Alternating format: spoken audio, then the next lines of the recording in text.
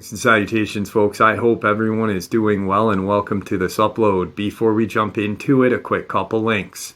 As many of you know, I rely on Patreon, PayPal, channel membership, and the merch to help the channel to continue to grow and go.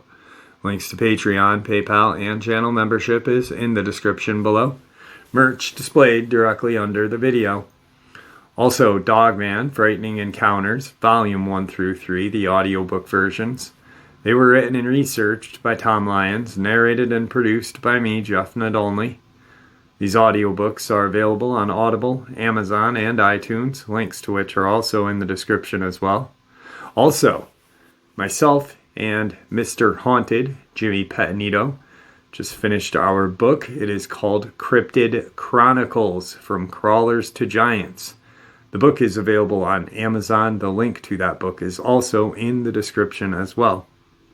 And finally, if you'd really like to help support the channel to continue to grow and go, simply subscribe. It does not cost a cent. Click that like button. It takes half a second.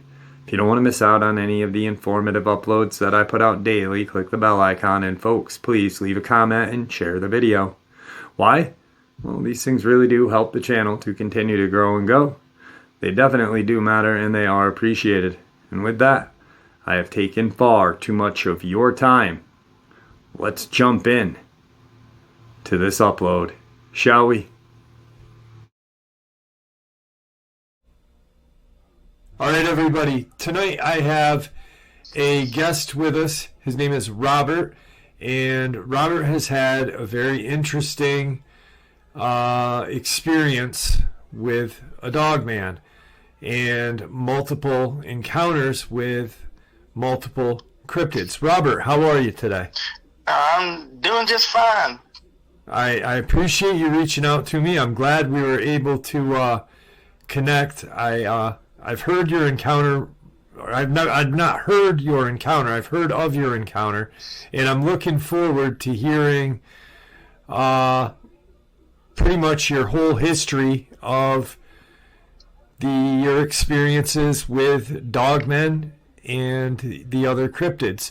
So I'm going to turn the mic over to you and let you share from there. Okay, thank you. Well, my experiences with Dogman went from 1985, well, the best years, 1985 to the year 2000. I raised a Dogman. But before all that, I had a horrible fear of Dogman because of the experience I had in 1984. I had just gotten home from work from an inventory company that I had worked with for 14 years. I had that week off, and this was on a Friday night.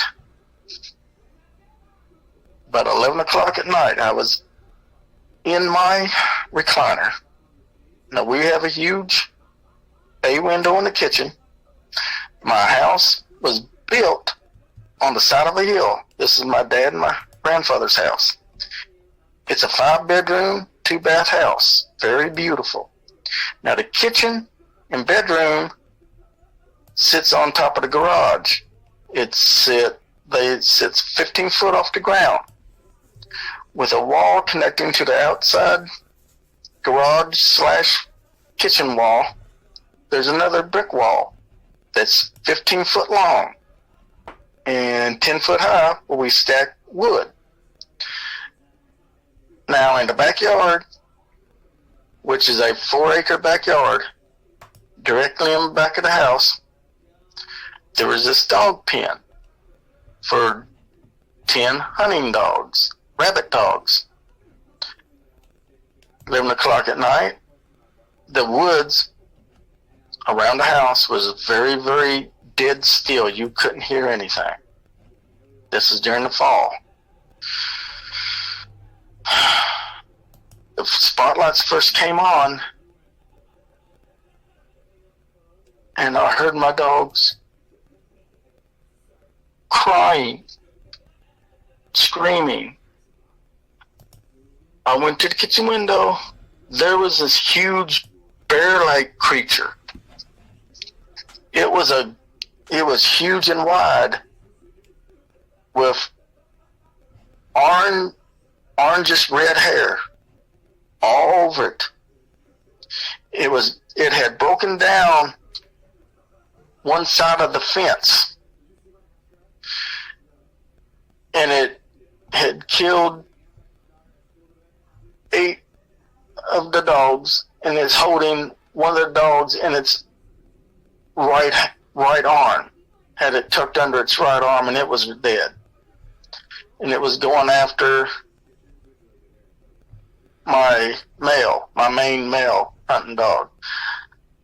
I immediately grabbed my Mini 14, slapped in a 20-round clip, and I open fired through that open window in the kitchen. I hit it twice in the shoulder, and it flipped it around. Now, the ammunition I was using for that Mini 14 was the ammunition my dad gave me. It was armor piercing. Well, it literally blew half its shoulder and arm off, and it flipped around and looked at me. Well, like a damn fool, I ran out there after it,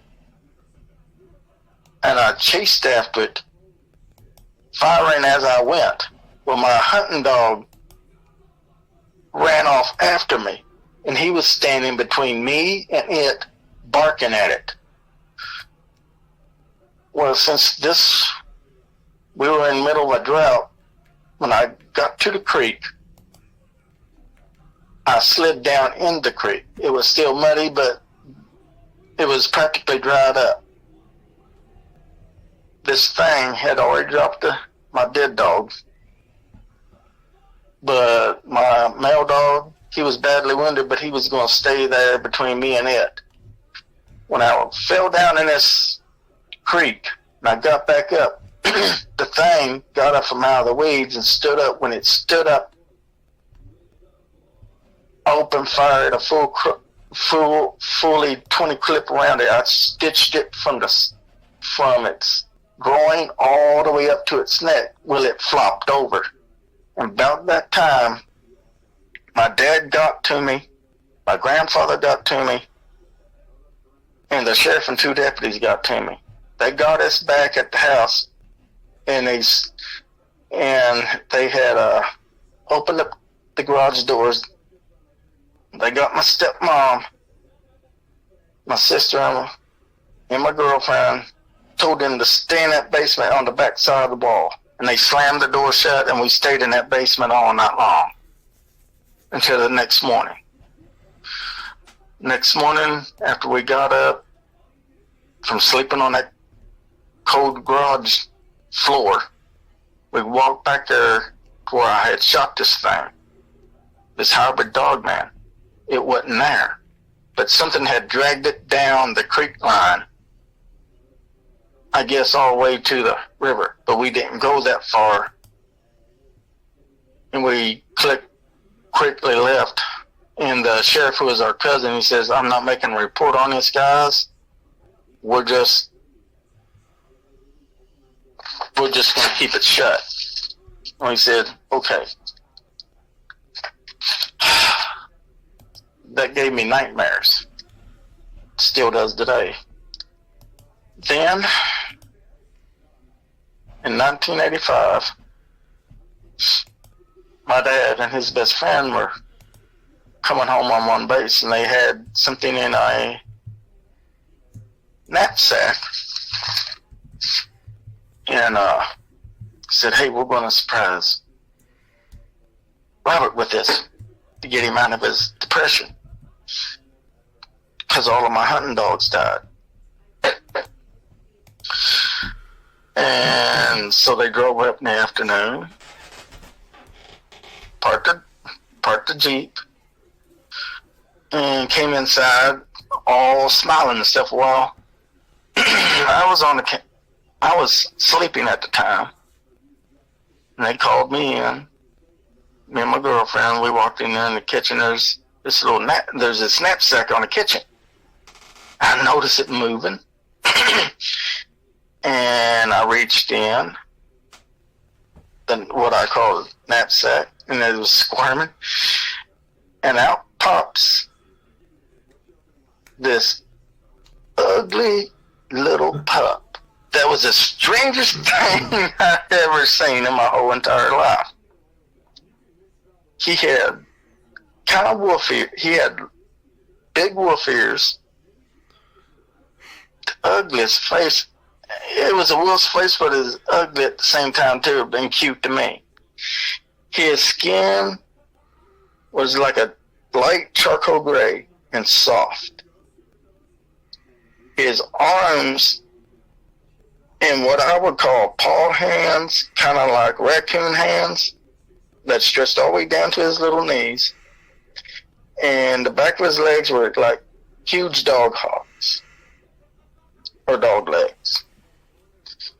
His knuckles were kind of large, and when he flexed his knuckles, he couldn't see at the time. He's only 3 days old, very, very bad sick. When he flexed his fingers, I noticed claws, at the time, real thin claws, and they were retractable like a cat's. I'm like, whoa, this is cool. And since my sister and my girlfriend worked at the veterinarian's office, they started pumping him full of antibiotics. I started giving him a little bit of water that he could handle. And I wanted right then and there on the spot, everyone, this is where I fell in love with Dogman.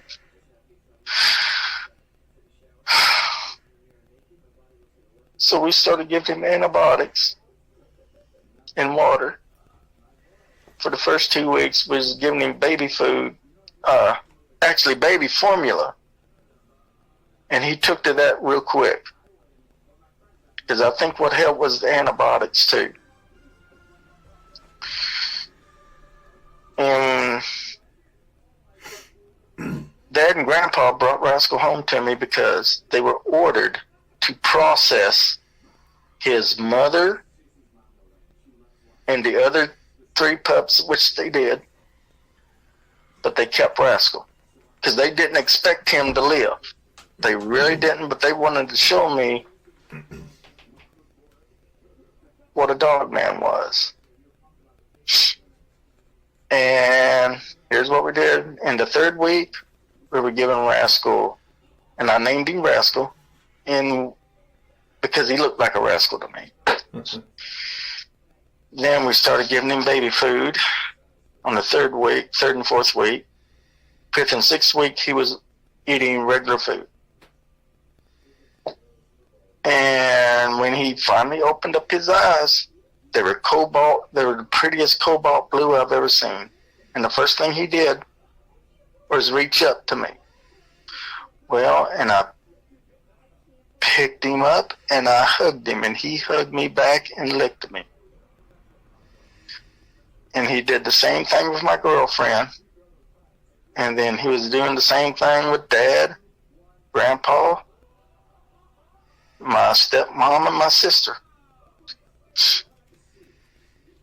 And it's like this, it hit off. And next I'm going to let in is his relationship to everybody. His relationship with Amanda, a girlfriend, my sister, and my stepmom, he would always lay there on the couch with them, where they would groom him, rub his ears, and they would pet him. And then in the early mornings, when they would go jogging, he would jog with them down the road that went through our property, which is a 500 acre property that stretches all the way down and borders the LBL.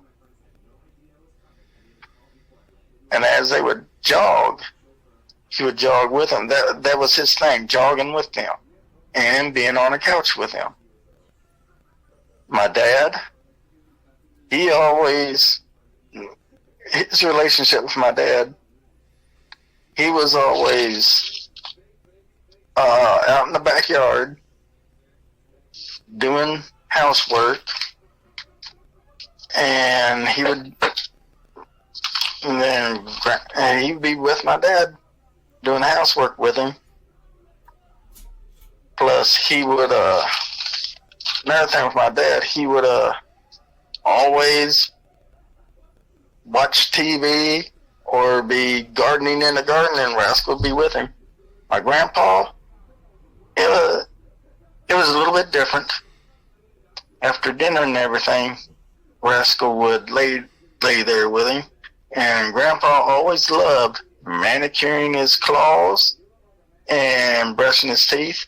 And plus, since my grandfather was a commercial fisherman, Rascal would help him with the hoop nets, because Rascal would hold up the hoops as my grandfather would thread the net through the hoops for catfishing. Now, his relationship with me,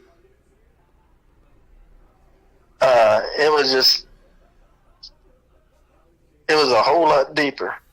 And since he was with me the most, because he would be hunting with me and camping with me, me and him we spent the most time together. Rascal's diet consisted of, for the most part, cooked meat, cooked vegetables, raw vegetables, and fruit. It's like this. Dogman is not just a meat eater, he's an omnivore, because they eat fruits and vegetables too. Now, peppermint is a specialty to Dogman because it acts like catnip it is to cats. And Rascal's eyes was cross between canine. I'm going to say cross between canine and human, because number one, he could see color. And he's like all Dogmen, he is highly intelligent because he can understand our speech. And my grandfather was sitting at the table one time where we were all sitting, and he was watching Rascal's eyes. And he told us, Dogman will always be different from Bigfoot because, number one, when you see a Dogman's eyes and stuff, he says you can notice the life in their eyes, which means they have a soul. He says he don't know if Bigfoot has a soul or not. He says if it does, it's a very, very black, evil one. So one day we're sitting at the table talking. My grandfather says, "You do know Rascals understands us, don't you?" I kind of looked at him and said, "Okay." I turned and looked at Rascal. I said, "Come here, boy." He comes over to me, stands by the table, since I'm sitting down drinking my coffee. I said, "Rascal, I'm going to ask you a few questions, and I want you to point." I said, "Rascal, where's stepmom, sis, and my girlfriend?" He turns to where they're sitting at the living room couch, in the living room, sitting on the couch. So he turns around, points straight at them. Well, they're looking like their jaws, like they're listening, and their jaws just drop. I said, "Okay, Rascal, where's Dad?" Well, he's sitting at the opposite table of me. He turns around, looks at Dad, and points. My grandfather, now he pointed. This time he's over here smiling. And I said, "Rascal, where's Grandpa?" He turns at the front of the table and he points straight at Grandpa. I said, "Boy, you do know. You do understand our speech." And so that's where everything just changed for me, and is for the better. Now, as he was younger, he had 2 sets of teeth, 2 sets on top and 2 sets on the bottom of his mouth. Now, the first set were for carrying and, eating meat and all that. But the second set was a whole lot softer, kind of like, because it was like for holding the food. Now, as he grew older, these 2 sets grew into 1 set. Now, his eyes, they're based on an emotional type part deal. Now, his eyes are usually a golden yellowish brown.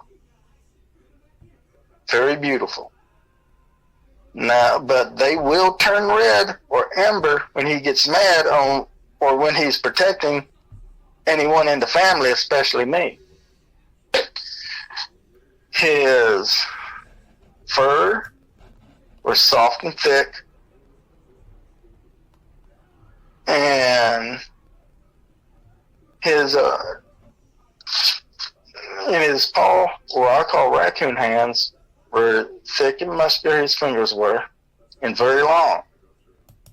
Now his neck, and his knuckles are kind of large and stuff. That was because he can tract and retract his claws like a cat. Now his mane went all the way down from his top of his head all the way down his back to his tail, his huge wolf-like tail, which is thick and bushy. And the other part of his mane went around his shoulders all the way down the front of his chest. He was like muscular, kind of like a football player or a person that works out on weights, but his body lower got tapered until you get to his hips that were double jointed. Now, when people say they hear a dogman's hips pop when they stand up, their hips don't pop. That's their feet setting. And later on is when, here's the thing, my dad and grandfather gave Rascal, believe it or not, military training. My grandfather was aboard an aircraft carrier, air ops aboard an escort carrier in World War II. And he was badly wounded in Okinawa. And he was highly decorated for that. My father served 2 terms in Nam, and he was highly decorated for his.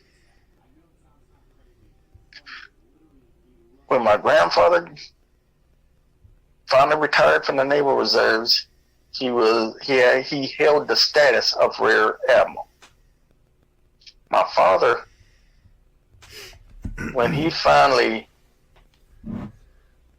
got out of the reserves, he held the rank of captain. His best friend held the rank of brigadier, which was even higher than Dad. In fact, he was Dad's commanding officer.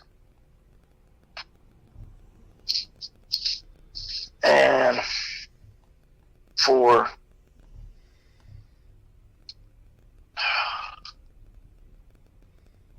my father, I don't know how he brought Rascal home, but he did. I don't know how they snuck, but they did. They snuck him off base. So, and first 2 months of Rascal's life was getting to know us. Now, in the 3rd month, this is where his training started. Dad and Grandpa always had this football. Rascal loved to play with the football. And here's what they do. They get on one end of that. This is where his speed training started. they worked on his burst his takeoff speed training first by throwing that football, letting him run after it, jump high in the air, catch it in the air, and bring it back to him. They did this week upon week. Now, like I said, we had this gravel road that went down through our property line, our property, dead square through our property. And there's a stop sign on the end of it that connected up to the highway. And here's what I would do with my truck. It was specially made, especially in the back of the cab, where Rascal could slide in through the window. I would race Rascal. Bipedal it first. Race him from end to end on that road. I would get up to speeds up to 50 to 60 miles an hour and found out Rascal could keep up with me at that speed bipedal. And just before I'd stop at that stop sign, I would have him jump in the back of the truck and slide in through the back window, sit there in the passenger side seat beside me. I would stop at the stop sign, turn around, and I would head back, and I would do this several times in the week with Rascal until when he got on all fours, I couldn't even match his speed, because he'd be, even before I get halfway down that road, he'd be standing there beside that stop sign waiting for me. And I would think, good Lord, he's doing greater than 60 miles an hour, because I could only guess maybe 75, maybe 80 miles an hour, because he was just a blur. I couldn't even see him. I could see the trail where he would leave, but that would be it. I couldn't see him until I met him at that stop sign. He got in, and I knew his speed training was complete. Next was strength training. This, my grandfather, me, and Dad would get him to climb up these trees as fast as he could. We noticed when he climbed up the trees with his claws, he was building up his strength. Plus, on top of that, Grandpa and Dad would get him to pick up these huge boulders. I mean, these are boulders we couldn't even pick up all three together. And we would get him to more or less bench squat the things, standing up and just picking them up to his chest and over his head, and then have him set it down again, which he would. We would do this several times with him. And plus, his strength training also dealt with swimming, because he could swim underwater for about 15 minutes, which is more than us. And me and Rascal would swim several times together, which would build up his endurance and his strength. And once we knew his strength training, was always like we couldn't measure his strength anymore. He was that strong. The next part of his training was gun training. This started, believe it or not, a little bit before his strength and little bit before his strength training and his speed training. Because every other Saturday, I'd be target shooting in the back 40. My grandfather would be watching Rascal's eyes, and he says, "Buddy, why don't you go out there and see what he's doing?" So Grandpa let him out, and boy, Rascal hustled his way over to me, and he was watching me shoot these targets with my Mini 14 and with Dad's AK-47 folding stock. He was watching me, and when I'd shoot down one of those targets, he'd run over and get it, bring it to me. And I'd shoot the next target, he would do the same thing. And I'm going, okay, so he's not gunshot, he's ready to go. Then, after that, after all his training was pretty much done with, I would take Rascal out to know all of our 400, 500 acre spread, homestead. I said, Rascal, this is your home too. And he would do a mark on every other tree.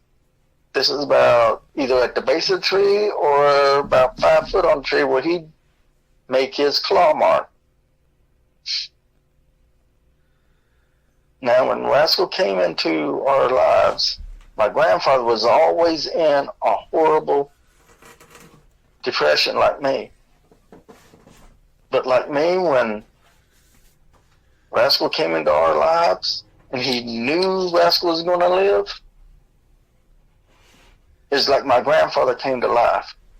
He says, I'm going to do something special for Rascal when the time comes. And when Rascal was 6 months to a year old, my grandfather went down to the shop and he made these 10-inch razors and sort of like a stress glove. These razors were foldable razors. It's like, and he fitted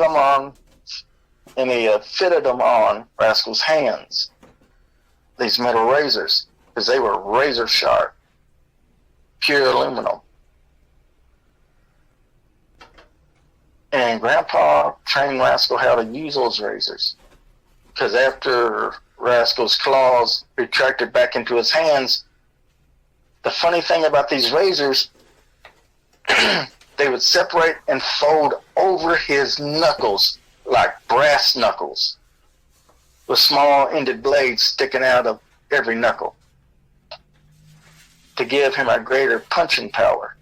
And he fitted those razors on him for defense and for hunting and fishing. But I suspected it was for something else too. Now, in 1989 was the first incident with Rascal. I just gotten home from work, and I had a very, very severe migraine headache. Now, this happened in kind of like the late fall, what we call the Indian summer, but it was hot in our our central heating and air unit went out. So at the bay window, we we took glass out and everything else, and we opened up the curtains and let the air in because it was so hot in the house. But that night, the girls were cooking supper and everything, Dad and Grandpa, after they had finished cleaning their guns and stuff, because they was getting ready for a deer season. They were sitting on the table. Me, I was laying on the couch, fixing to go to sleep.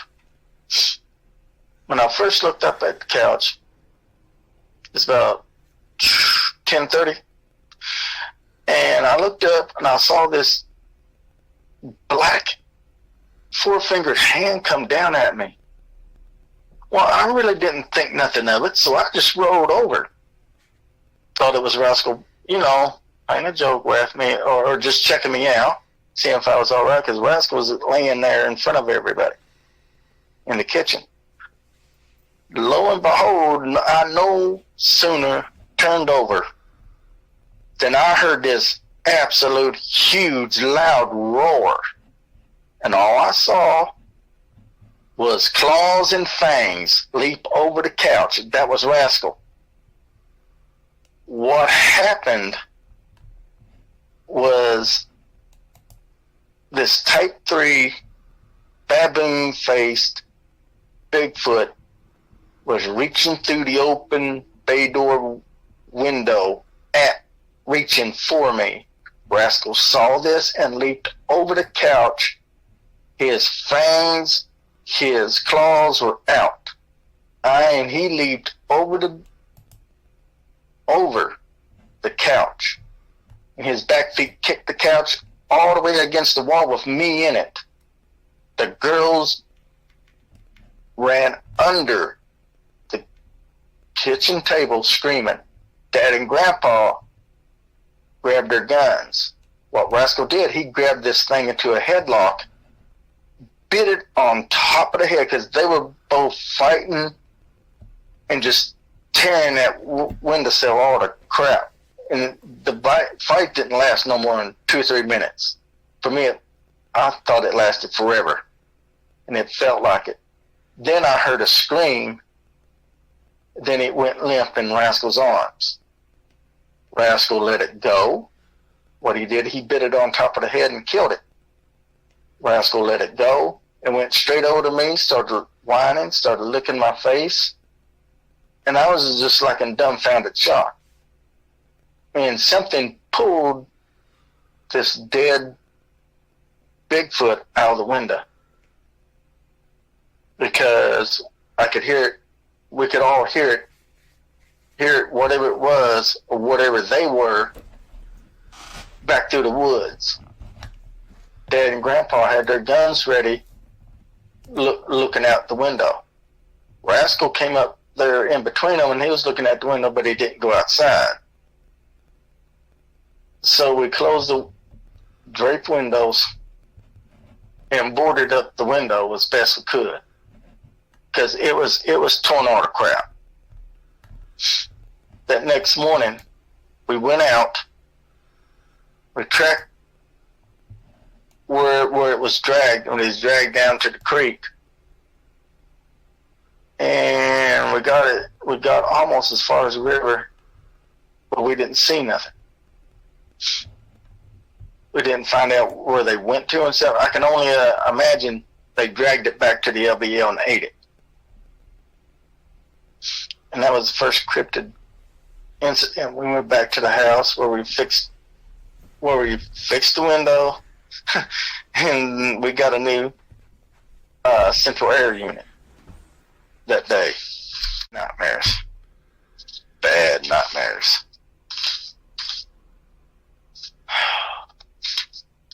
The next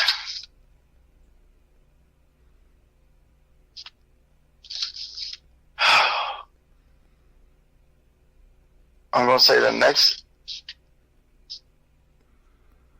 incident, I couldn't really call it an incident. It was because it happened so fast. This was when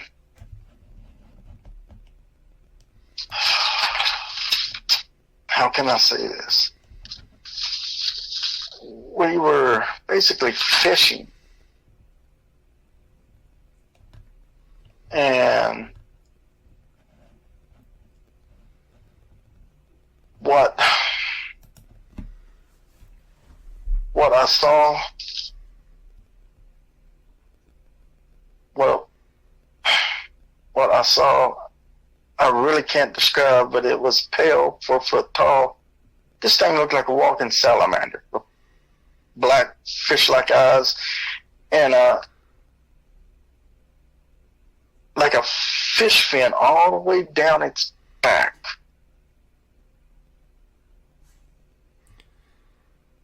So like a gill, or like a fin, like kind of like a like a sunfish, kind of like a bass fin. Okay. And of course, the girls, they were sunbathing while me and Rascal were fishing. We got a couple of real good tubs of fish, and that was going to make a perfect fish fry. And so it was a perfect day, sunny out and everything else. Then I heard it sounded a hissing sound. And because I noticed Rascal was alert all day, but, we were still catching fish, there's no big thing. When I heard this hiss in the weeds that was sticking up out of the water, and the girls heard it too, they kind of looked up. And I looked, and that's where this thing jumped out at them and came directly at them. It was looking right at the girls. It wasn't looking at me at Rascal. It wasn't looking at the truck. It was concentrating on them. I'm like, before I could even shout or even grab my handgun, Rascal had already took action. He leaped right at it. And he used his claws. He didn't bite the thing. He used his claws and razors. Cut this thing in half. And it flopped down on the ground. And it was dead before it landed on the ground. The girls were scared half to death. They jumped up off their blankets and they dove inside that truck and locked both truck doors. Me, I was in the back of the truck with the tubs of fish. And I had my handgun out aiming at this thing that Rascal would take he threw the legs in lower half in the back in the river. And he was just beating this thing wham, wham, wham up against the ground. And my stepmom called Dad and Grandpa. They came down in their truck, and my grandfather's got Rascal away from that creature, but not before Rascal went down to the river. Rascal washed his mouth out, and he washed his hands and arms off. And my grandfather came over to us. He says, whatever you do, do not go near that thing. He says that thing's got a poison system in it that's highly toxic, right along with its blood. I looked at the sand where the thing was laying, and that sand looked like it was melting. That's how toxic its blood and poison was. I took a stick, and this thing was dead. And Rascal had gutted it in half. This thing, when I opened up its mouth, its teeth were hollow. Like venom could come out of it. And I looked in the back of its throat, there was this huge black sack of nothing but poison in it. And my grandfather says, whatever you do, do not pop that sack. Well, I further examined this creature. Its skin was pale and slimy, with that dorsal fin in its back, growing out of its back. It had hollow type, four-fingered claw hands, I guess where poison could come out. And when I looked at its lungs, its heart, and everything else, it was kind of like a fish, but there were poison sacs in the back of their organs. And these poison sacs had its own, what I would call blood vascular system, separate from its usual vascular system, but every other way, these blood veins would connect up to these poison veins. And this how this creature hunts, with like a snake. It kills its victim with poison.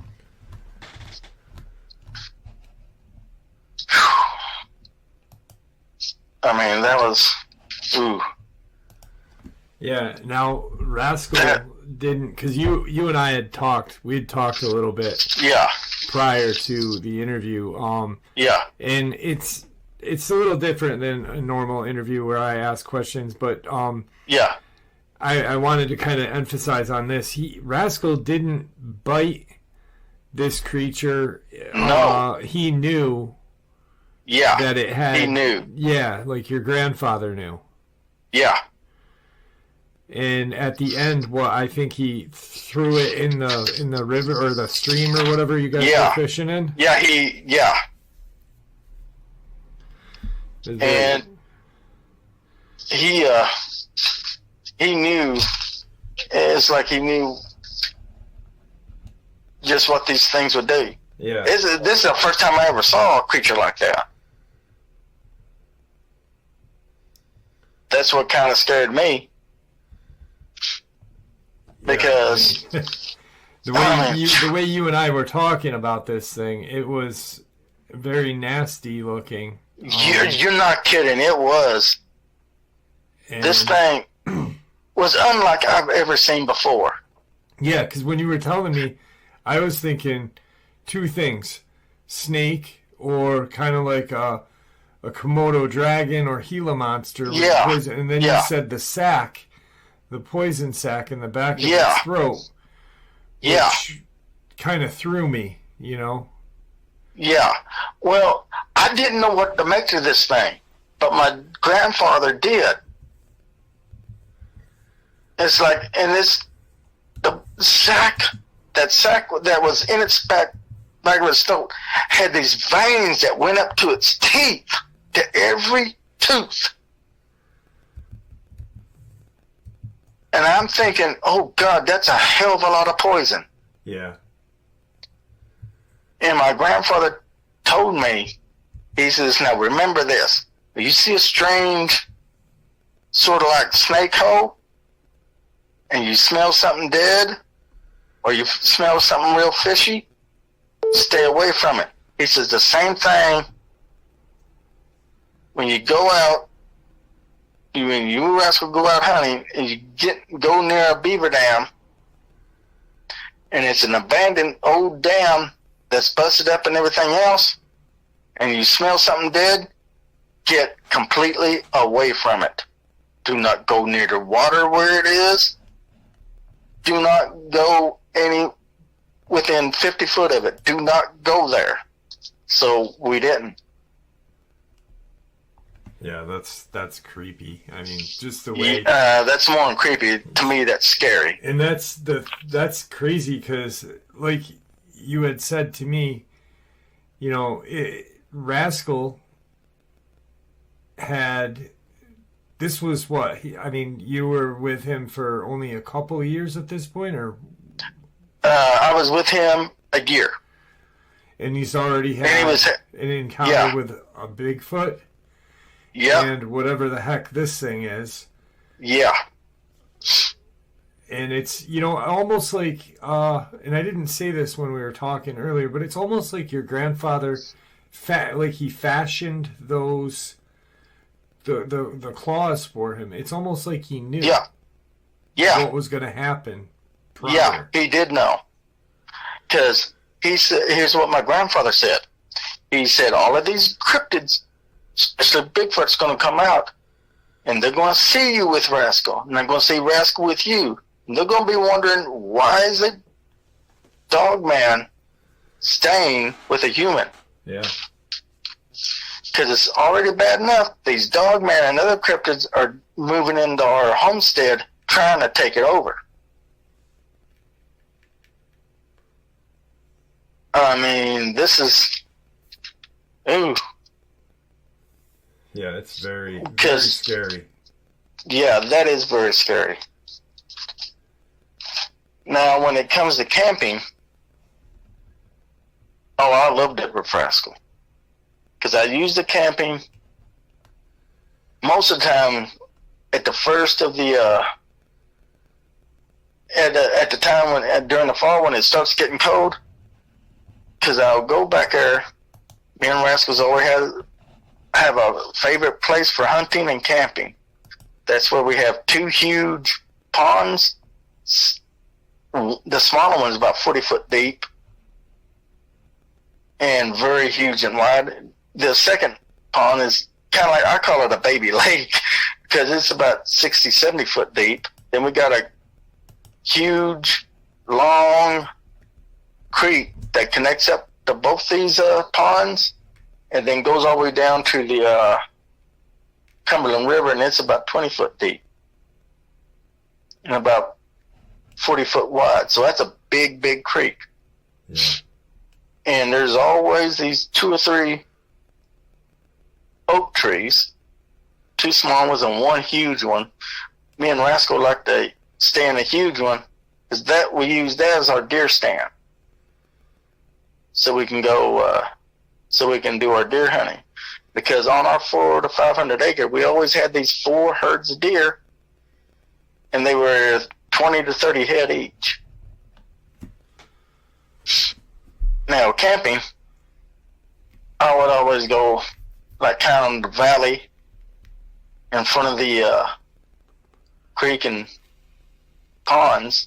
Rascal would stay up there at the top of the hill and watch over me while I cut down a couple of trees with a chainsaw and everything, and I'd cut up firewood, put it in the truck, and then me and Rascal stay the night. Then in the morning, we'd have breakfast like bacon and our dried beef and vegetables, and then we would bury the bacon grease and everything in a hole, then cover it up. Then we'd clean the pot out and everything, and in the creek.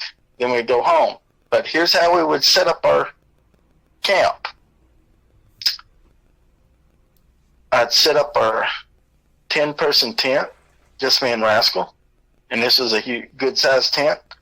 I'd build a fireplace on either side of the tent, and then one fireplace, then one actually, not fire, but a campfire is what I meant. Sorry about the fireplace thing. Yeah. But a campfire on three, it's a triangle, 3 campfires. I make 3 campfires, one on each side of our tent, and then one in front. And I do that as a protection, because I would lay on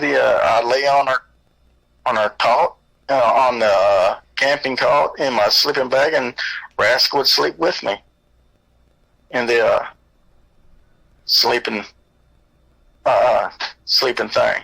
I call it sleeping as a sleeping bag. And when I go to sleep, Rascal put his arms around me, and I would always put my face in his mane, and I'd be dead asleep up against his chest. But and when Dogman sleep, here's the way Rascal would sleep. He'd always sleep with one eye open, but his ears were constantly turning, because I think he was always alert. Even when he was sleeping, he was always alert. Now, hunting, I can tell you people this: hunting with a Dogman is the greatest joy I've ever had in my life. He would get up there in a tree with me, and we would wait for the whole herd of deer to get their drink of water, and then when they started to leave, we'd always plan our hunts, me and Rascal would. We'd always hit the 1 or 2 that was in back of the herd, not so we wouldn't spook all the herd. We'd pick out 1 or 2, and sometimes I would get the deer with one shot behind the neck. Next time, a deer would try to run, and as he'd try to run, Rascal would drop out of the tree on top of its back and snap its neck. Then we would tie the deer up on one of the low limbs of the tree, and we would dress it out. We'd take the guts, and we would bury the guts, and we would skin the deer out and everything else. Then we'd dress it, and I'd have about 3 or 4 coolers, dry ice coolers. We'd put all the meat in the dry ice coolers, because we'd kill 3 or 4 deer out of every hunt, because we'd hunt every other weekend. So we wouldn't wipe out the herds. We'd go to more or less just to each herd. Pick out 2 or something, and then when we come home, we'd have plenty of meat for the winter and stuff. Now, this next incident that happened right after, it was during the winter or fall, during this is a week before Thanksgiving in 1991 or 1990, one of those 2 times. Me and Rascal we're going to get 5 or 6 deer, get ready for Thanksgiving, because we already had a ham and turkeys, because the whole family was coming over. I'm like, okay, like cousins and uncle and aunts and all that. Okay. So me and Rascal got ready. So during the morning, we'd already got 2 deer. Actually, 3 deer. We processed 2 and put them in the coolers. We didn't process the other one, but we put it up in a tree and we skinned it out. Then we got another one and skinned it out too late in the afternoon. And this time, my sister and my girlfriend said, this time don't bury the skins, stretch them out, let them dry out overnight. You all stay overnight, and we'll make a real good blanket for you and Rascal for your hunts. I was, okay, good. So that afternoon, after we skinned up that second one and strung it up on the tree limb, which is a dumb thing we shouldn't have done, we went back out because I was planning on coming back at night with 2 more deer. That would make it 6 deer. Well, we started coming back. It was almost dusk. About 4:30. It wasn't quite dark yet. Rascal was ahead of me, and I was on I was on Dad's 3-wheeler. I was coming back with 2 more deer. And when we got up over the hill, when Rascal got up over the hill, he was ahead of me. He growled and let out a warning bark. I'm like, oh God, something's in the camp. Because his hackles went up, his fur went up, his tail went rigid. So I stopped the 3-wheeler, and I started going around the hill. When Rascal went down the hill and I met him, I looked at our camp was literally destroyed. The 2 deer we had hanging up on the tree limb, the deer in the tree limb were gone. The skins we had stretched out were gone. And there were about 4 or 5 different footprints, and I recognized them for what they were, Bigfoot. They'd smashed out the fires. They didn't go near my truck at all. And my truck was right in front of that camp. I guess the dry ice hid the smell. But they never went near the truck at all. Okay. They never walked around it or nothing. They just went through that camp and destroyed it. They destroyed the tent and everything. I called Dad and Grandpa because I was tired and I knew Rascal was tired. But Rascal, he was in a rage. He did about 2 or 3 defensive circles all the way around. And there was nothing there, and he came back. And he leaned up against me. I thought at first he had his arms crossed, but it wasn't. He had his arms down, but he was flexing his fingers and flexing his claws back and forth. His eyes were still red, and I was rubbing him on back and neck. But that time, here comes Dad and Grandpa up. They had an extra tent and everything. And by this time, it was dark. We had our flashlights on and everything else. And Grandpa saw the other 2 things. He says, okay, guys, it's all 4 of us. It's all 3 of us, including Rascal, go out there and get 2 more deer, then let's get the heck out of here. Well, we did that. This time we threw the deer in back of the trucks, and we took off. When we got home, we cleaned the last 2 deer out, unpacked the other deer that that me and Rascal had processed. Of course, when we came home, we didn't have 6 deer. We still had 4 deer, which upset me a little bit. And we had a real good Thanksgiving, because Thanksgiving is always mine and Rascal's favorite. It was just that incident was just eerie. Yeah. Because while me and Rascal were hunting, see, we didn't hear nothing. And then when I saw that whips of white smoke come up from the center, I said, oh, did the fires go out? I said, they couldn't have. Of course, when we went down there, no, they were put out. And I'm going like, what in the freaking heck is this? Because even I was mad. And I was thinking in my mind, all this damn work we did, and those damn scavengers come through our doggone camp, tore it up, and took everything. Because we took what's left of that tent that was ripped to shreds, and it was ripped to shreds, everything. I mean, it was totally destroyed. Of course, we threw it away, then the guts off them last 2 deer. It wound up not being 4 deer, but 5. We took them guts down to the burning pile, and we burned them and all that. The skins, we went ahead and burned them too. And I was just so mad. But at Thanksgiving, everything went on, well, it made things all right. But I'm like, ooh. Yeah, I can imagine. I mean, even Rascal had a disgusted look on his face, and I can't blame him. And I can't blame him for being mad. I was mad too.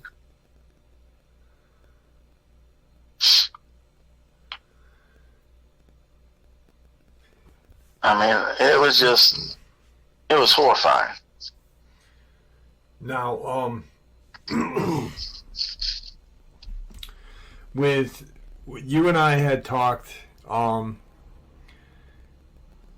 you had been on a previous channel and shared you had a couple of uploads, 2 uploads, and you had felt like the amount of time that you had spent with Rascal, the amount of stuff you had to share, couldn't fit into X amount of time. You and I talked about doing kind of like a whenever you were free and I was free, we'd kind of plan in like about an hour and a half show. Yeah. That way you could really fill in the gaps, talk about because it's hard for me to fit in 15 years with only 3.5, 4 hours. Yeah. It really is, because there's so much.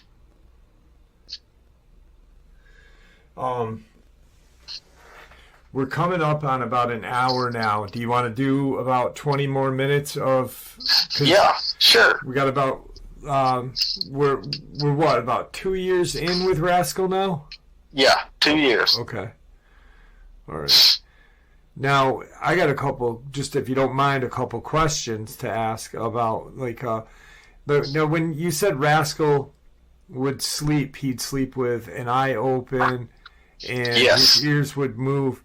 How did he sleep? Like, lying, like what? Did he lie on his back? Did he lie on his side?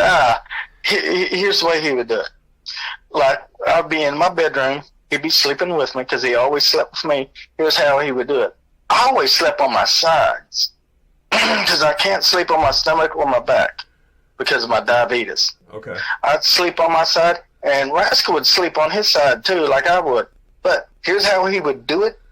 He would lay his huge head across my shoulder and neck, and he'd have his arms tucked around me, holding me. And me, I would always turn around, and I'd bury my face into his mane, and I would go straight to sleep. And he would always sleep with one eye open. This is the way dogs, he explained, this is the way dogmen do this. And they always turn their ears from ears to ear, around and round and round, because here's the thing. They can hear for miles. They can hear up to 45, 50 miles away. Okay. This is how acute their hearing is. This is why the ears turn and turn and turn. They can have a good night's sleep, but they'll hear everything. If something like came close to the house or anything.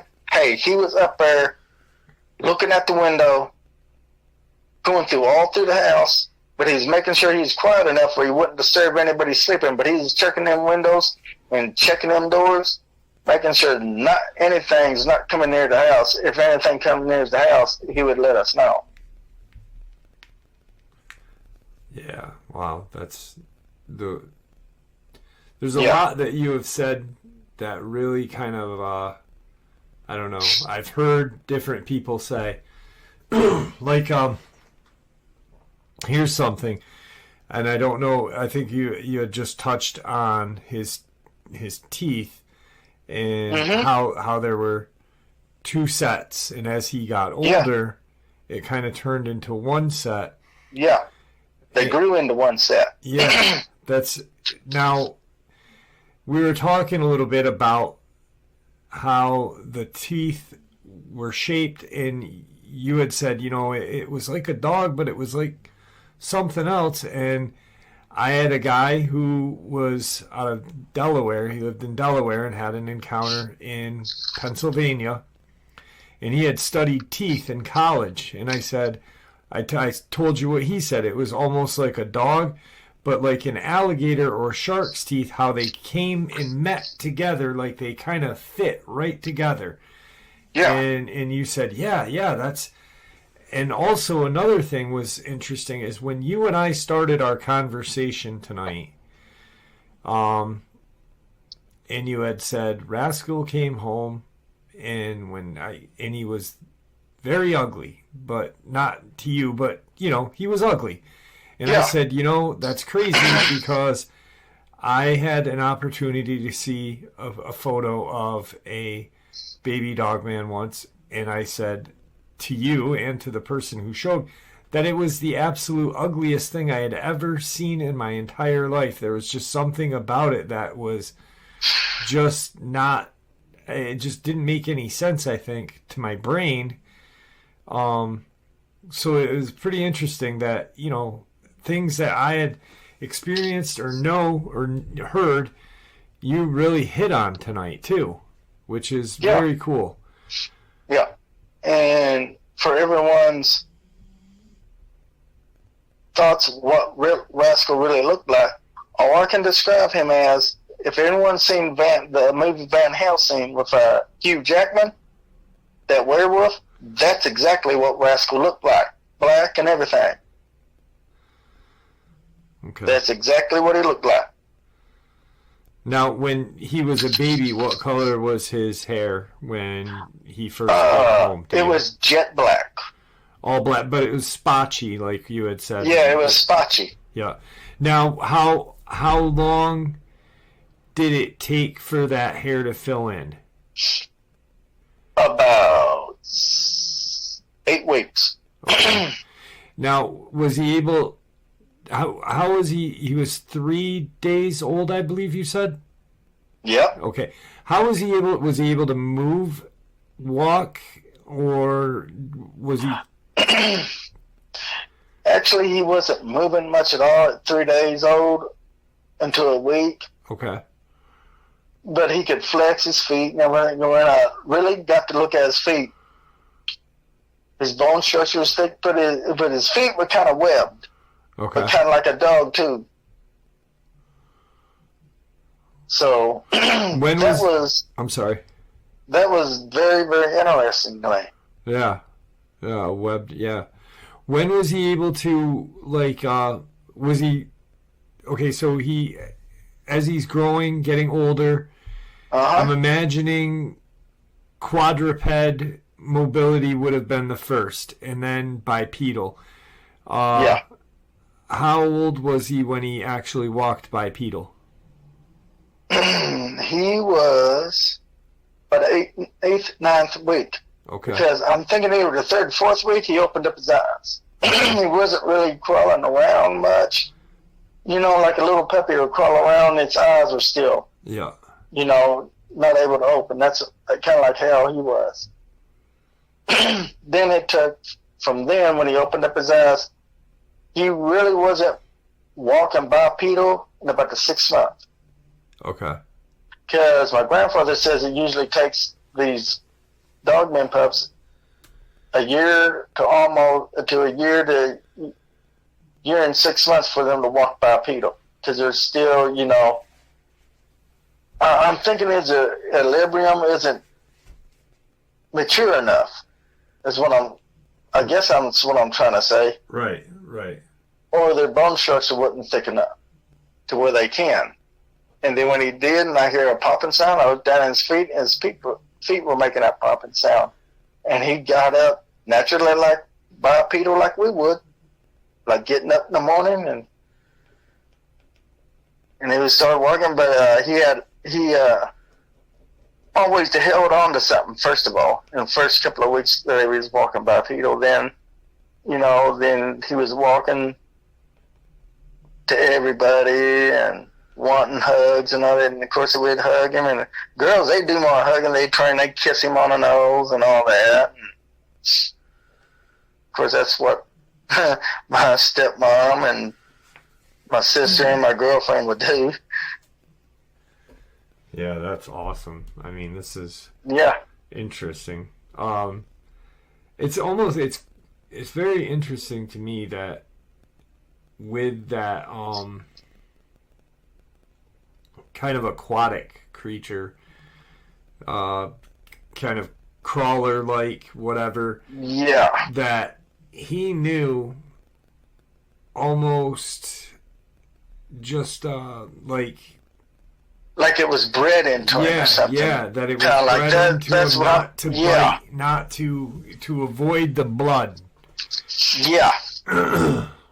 Which is very interesting. Yeah, because when my grandpa taught him how to use them claws, he taught him how to use them claws. So here's what he would do with his razor, what my grandfather called razor training. He was teaching Rascal with his regular claws to cut down, like on a big piece of wood or something. Okay. Then when he got and that's how he got Rascals to really get his strength going. Then when he fit his paw hands with those razors, at first he'd have him punch that doggone piece of wood till his fist went dang near through it. Then Grandpa, when he'd get his claws out, he would have Rascal cut a pure piece of aluminum that was 2 inches thick. And Rascal would slice it down through, like slicing through butter. My grandfather and my father would teach him that. That is very interesting. Wow. It's just it's funny that your grandfather knew exactly kind of like, and they didn't bring him home. They didn't bring him home to kind of have a pet, have a companion for you. Well, they did and they didn't, because they really didn't think he was going to survive. Yeah. But then you guys really got a kind of an extra family member. Yeah, we did. And when Rascal could jump, he could jump up to 30, 40 foot flat-footed, bipedal, and a quadrupedal, both ways. And he hunted. You said I did catch that right. You said he when you guys hunted, he was in a tree. Yeah, with me. Yeah. So would he just jump, like, let's say a small herd of deer go by? Would he jump down on them, or would he jump down and chase them? Yeah, that's what he did. He would jump down on them and like an ambush instead of biting them and stuff. See, he's an ambush hunter. Yeah. See, this is what makes Dogman such more efficient hunters. They pick and choose their prey. Okay. And then they ambush them. It's like this. They're so much smarter hunters. That's what I saw with Rascal. Yeah. And it came natural to him. And hunting with him was an absolute blast. I loved it. We came home with more game than I knew what to do with. Yeah, I can and imagine. thank God we had 2 deep freezers. And people think Dogman eats a lot. Okay, when they first really, really growing, when they're juvenile and babies, yes, they do. But as they grow older, when Rascal's finally a young adult in his 4th year, his eating habits were kind of like more uniform. Because we also, my grandfather gave him a big spoon to use when he ate his vegetables and stuff. Okay. And he taught Rascal how to eat with that spoon.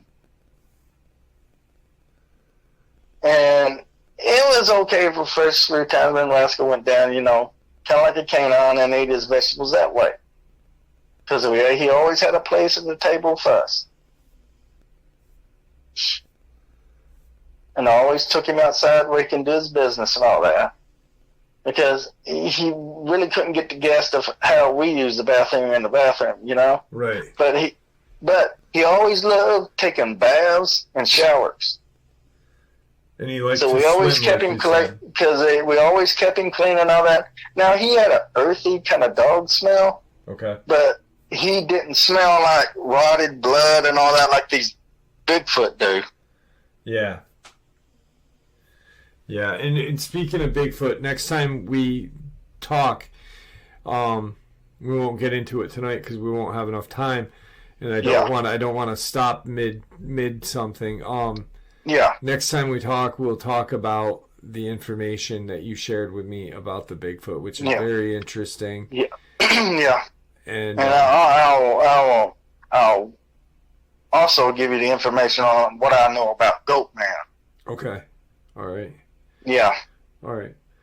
Well, we're about up on that time now. I don't want to run too deep and then, stop midway. Is there anything that you'd like to say before we end this? And then, like I said, when me and you end, we'll get together tonight, figure out when we're going to do the next one. Okay. And that way we can, you can share all the information that you weren't able to share prior. Yeah. Yeah. Okay. What I want to share with everybody out there, it's like this. My experience was very, very rare and very, very beautiful. Now I'm asking everybody, please be careful when you're out in the woods or even going to the LBL, which is the land between the lakes. That's in Kentucky and Tennessee both. Please be careful of our national parks. Please. And do not approach any of these cryptids. That especially includes Dogman. Please stay away from them. Stay away from them. If you see one and it sees you from a distance, please back away. Back away calmly. Don't do your best and don't try to show fear. Because Dogman can feel your fear. They can feel your emotions. And yes, many of them can read your mind. Okay. So I'm asking for everybody, please be careful. Please. Yeah. Because even when I had Rascal, I had to take care, and even he had to take care. Because when we were out there, yes, we were out there. Here's the thing. We had to be careful.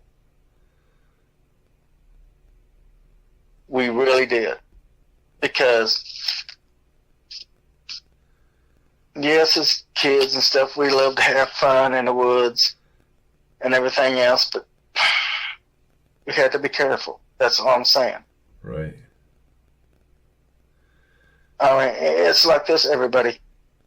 They live out there in the woods. We don't. We live in towns. We live in cities. We live in a controlled environment.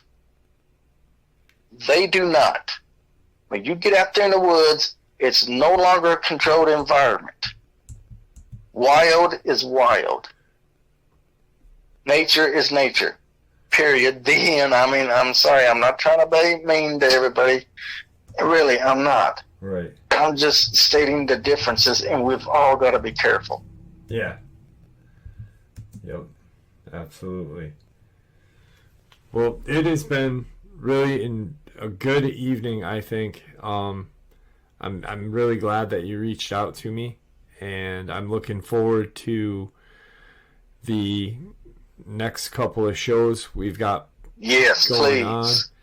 That way, like I said, you can get this information out.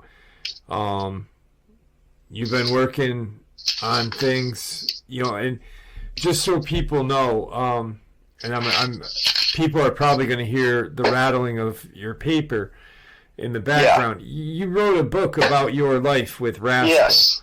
Yes. And that's what, you're using kind of that as a template for this. It's not going to be the whole book. But you wanted to make sure that you got the information out that was the right way. And I appreciate it. I really do. So. Yeah.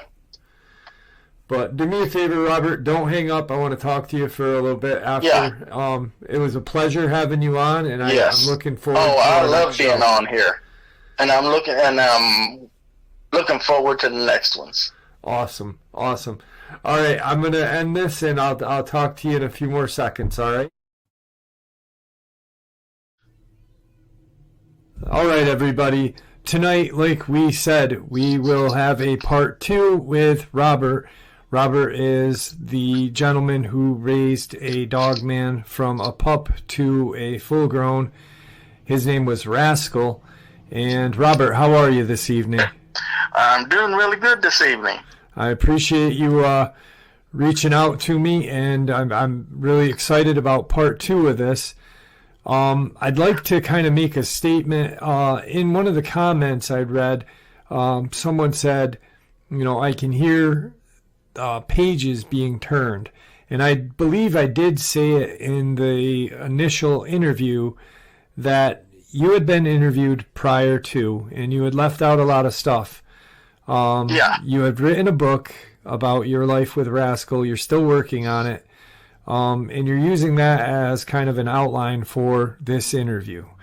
That is the pages being turned. He's kind of going through the outline and sharing, what he left out and what he didn't leave out. He just wants to get the story out incomplete. So with that being said, I'm going to turn the mic over to you, and you can start off where I guess we left off at. Yeah, where my first camping incident started. Okay. Okay, hello, everybody. Well, my first camping incidents, this first camping incident really hit right at the summer of 1990 when I had my truck parked in one of my grandfather's cornfields. The corn was only half grown at the time because we were late in planting all that corn that year. It had just gotten dark, about 8:30. Rascal and I were laying in the back of my truck. It was a moonlit night with lots of stars, and it was only 75 to 80 degrees. It was kind of mild. We both fell asleep, and everything was around us, including the woods off to our left, went real quick, absolutely quiet. About 15, 20 minutes while we were just laying there, I kept hearing a ping, ping, ping along the side of my truck, like someone was throwing pebbles or small rocks. And then all of a sudden, a small rock hit Rascal dead square in the nose. He immediately got up from the back of the truck. Bipedal, he was growling and snarling. I got up. I looked up to my right where the woods were, and they're standing no more than 25 foot from us in the cornfield was 2 juvenile type 4 Bigfoot and a young dog white. Now, off in the far edge of the woods, where the fence line was their big ugly leader, 9-foot alpha male with gray hair on both sides of his face, and he must have been an older one, but he was still in charge of his Bigfoot pod. He saw our truck, and he sent these 3 juveniles to investigate. And as Rascal stood up and snarled and growled at these juveniles, the skinny juvenile Gargoyle slid under my truck. I guess to count coup on us or whatever.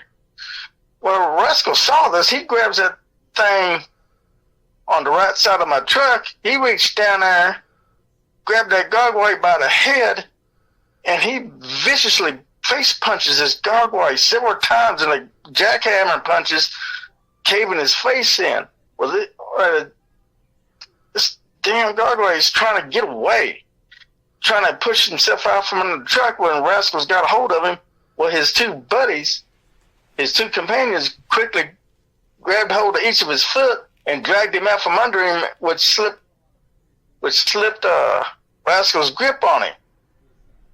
And Rascal quickly jumped up out of the truck, back of the truck, while they were dragging their Gargoyle companion off. Rascal got behind them and was giving them warning barks and everything else to run them off. When juveniles and their leader left, Rascal came back. We immediately went home. I told my grandfather about what happened. He told me the old Bigfoot was sending these young ones out to scout and expand their territory. And he also told me there's a bunch of our neighbors were talking to him saying they were missing their pet dogs and cats that week. So he reminded me and Rascal, we got to be more careful. Because, you never know what these dang things are going to do. Right.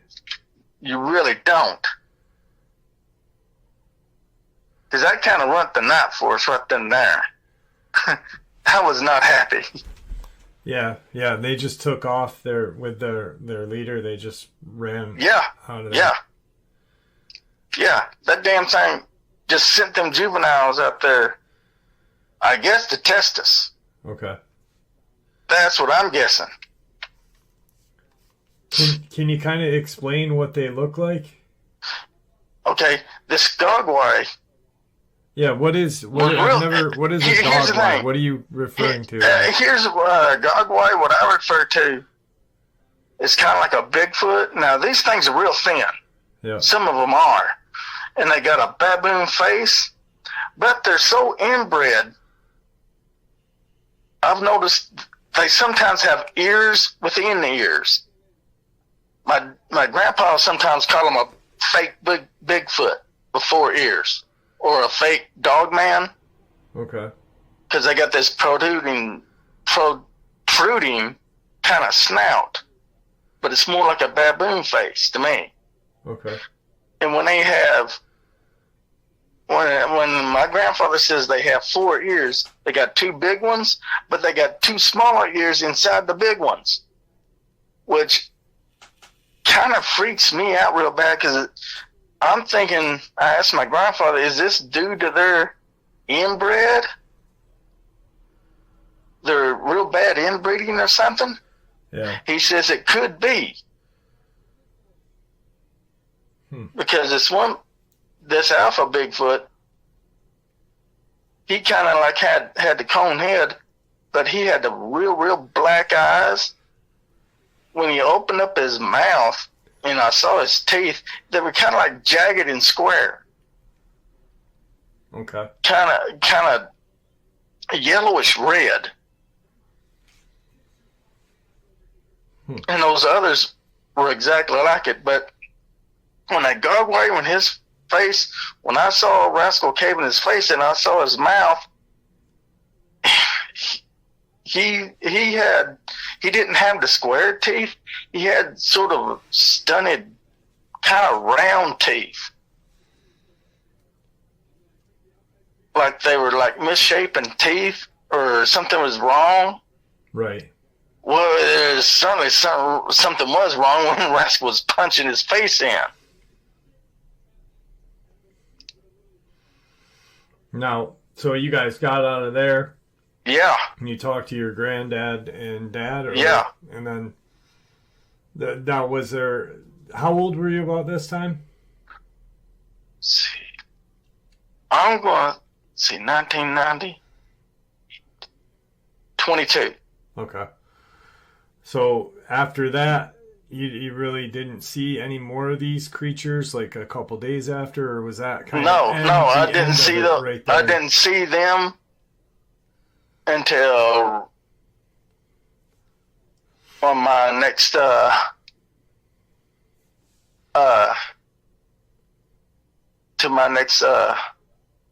camping experience. Okay. All right. And this is with just me and Rascal and my girlfriend. Okay.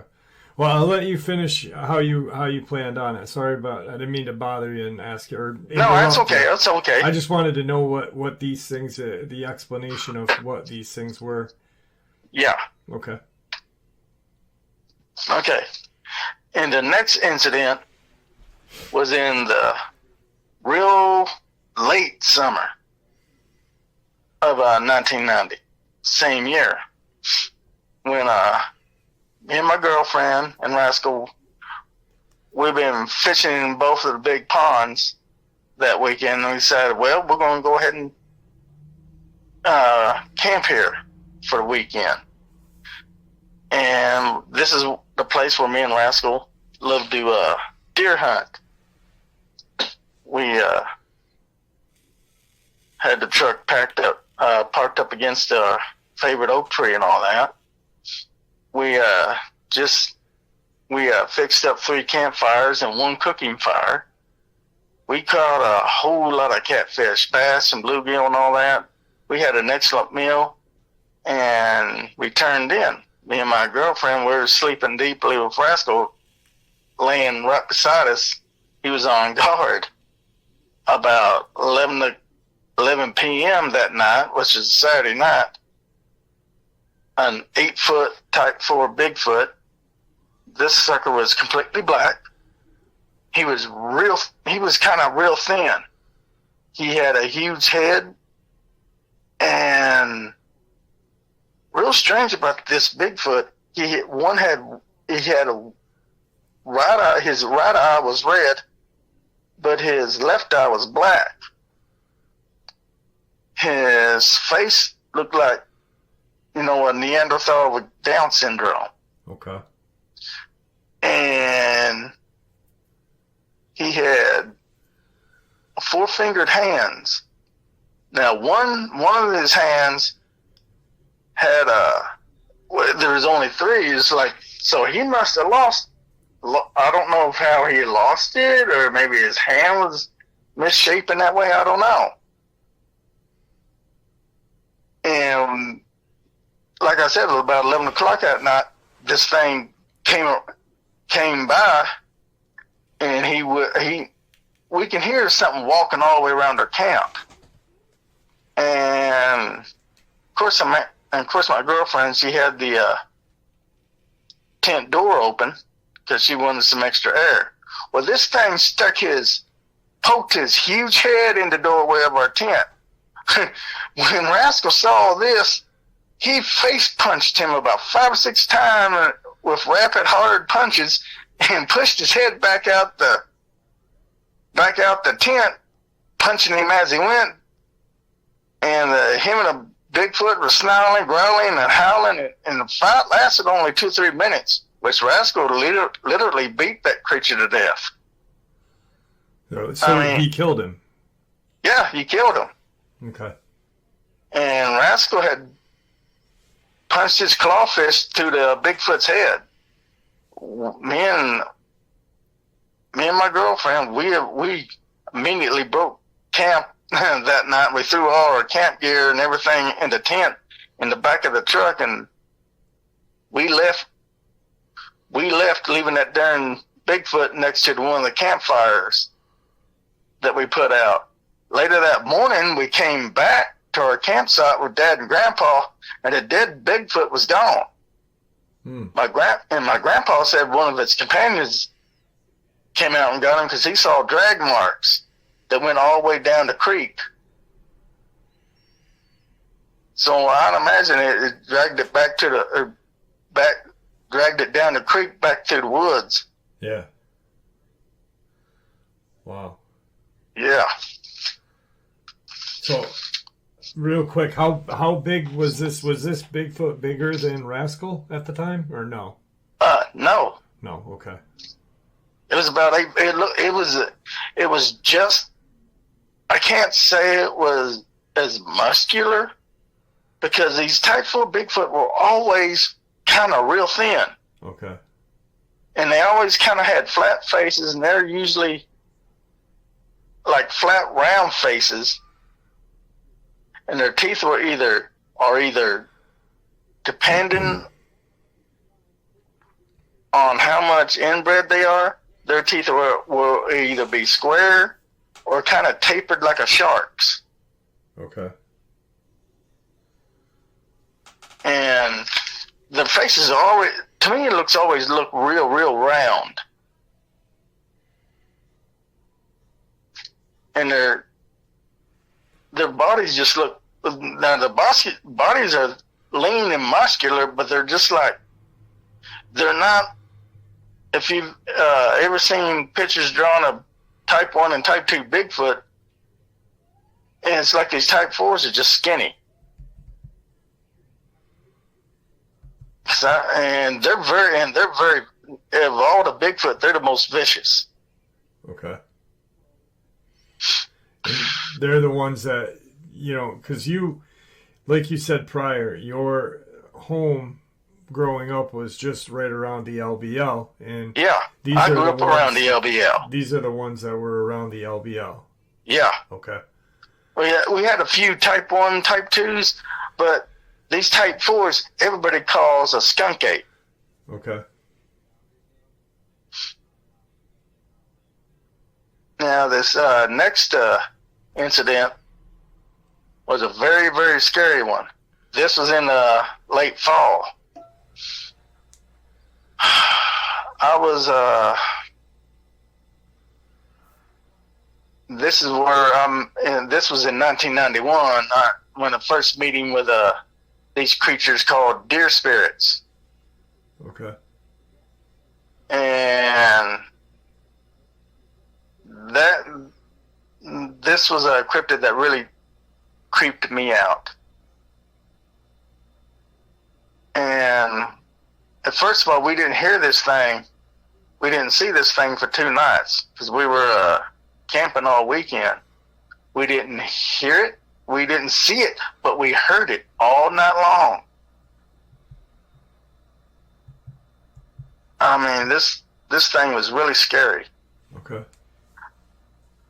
I went to the far, because me and Rascal, we went to the far side of our homestead to cut firewood for that winter.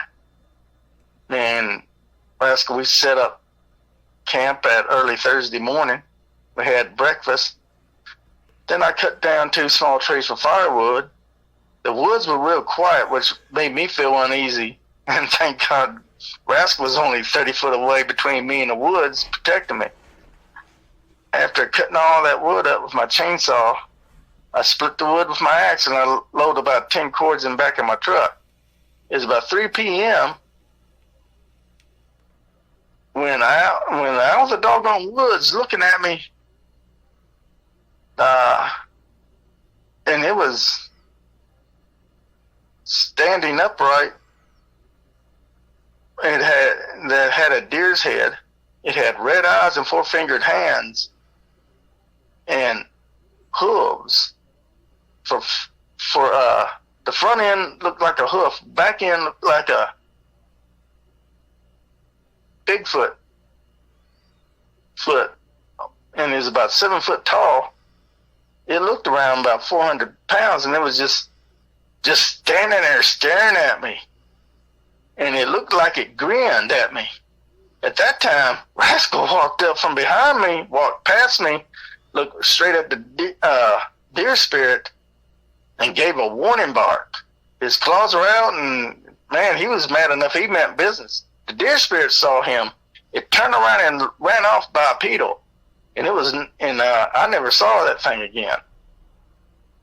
And the strange thing I found of this creature was, its skin was brown, but it didn't have no hair on it like a deer or nothing. It was kind of like this brown, dark brown skin with a deer's head and antlers, and had these real, real long four-fingered hands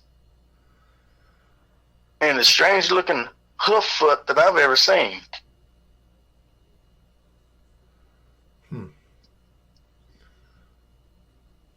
And the rest of it, and that night we went to. I went in our tent. I really couldn't sleep. I just pressed myself up against Rascal all night long because I felt we were being watched. Okay. The campfires were kept bright and everything, keeping everything away from us. And we heard strange calling noises and moans throughout the night, which just creeped me out. Rascal didn't sleep all night long. He just kept guard all night long until I fell into an uncomfortable sleep. And later that morning, about 7 a.m., we broke camp. I put out all the fires and we left for home. When I got home, I told Grandpa, and here's what he said. He said, these are demon spirits that were on the move, like they do in the late spring and late fall. But he never told me why they did. I mean, that was just eerie. Yeah, I can imagine. I can really imagine. Yeah. And now, they weren't, I mean, because you had said to me that you had an experience with a Goatman. These did not look like a Goatman at all, I'm assuming, right? No. Okay. See, this is a deer spirit. This is different from a Goatman. Right. Well, I'm asking because these are names that I normally I don't hear. I've never heard of prior to. Yeah. So that's why I'm asking. Yeah. Yeah.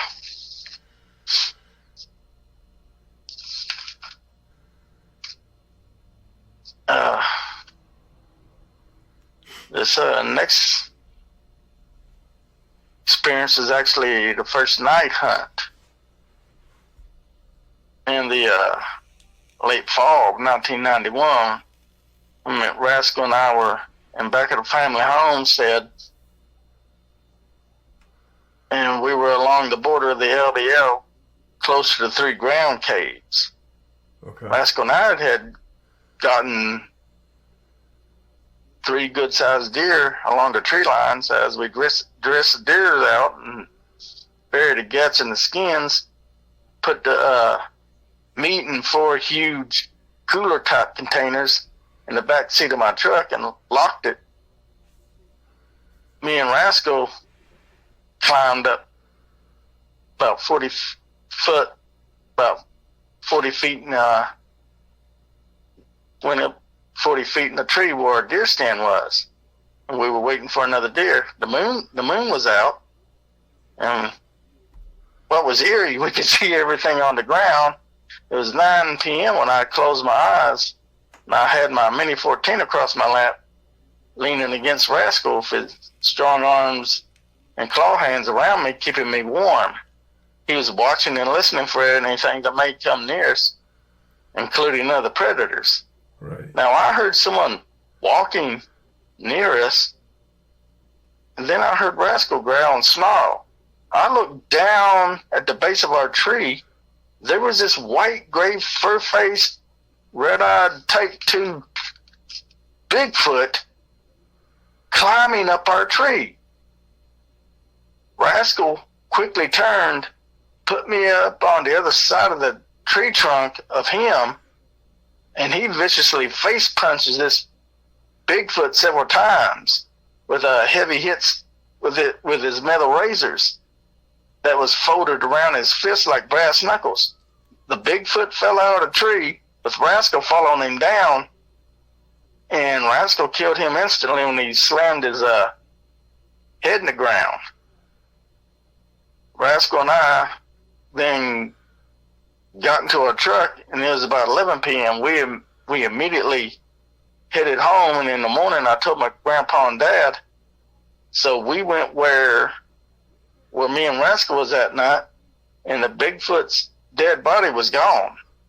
Dad and Grandpa said another one probably dragged it off for food.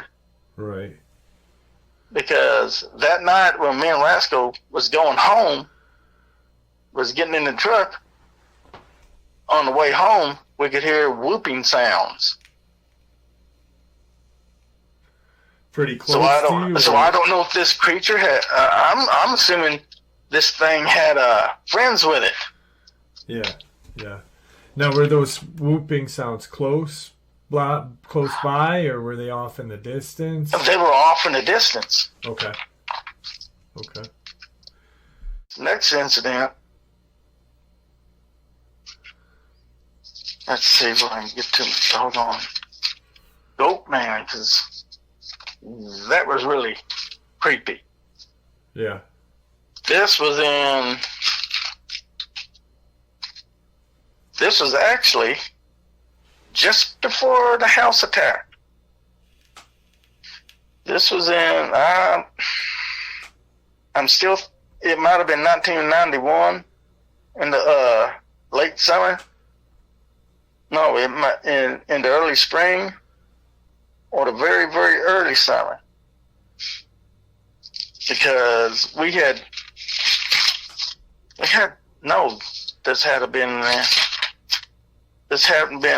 this is where it was late summer. We were picking, Rascal and I were out there in the cornfields, and we were picking white corn. Well, it had gotten dusk, and we were feeling pretty good. We didn't hear nothing.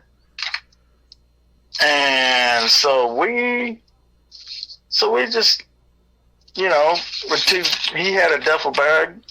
He was carrying the duffel bags, and I was filling them up. We had 2 huge duffel bags of corn. Well, as we started walking back towards the house,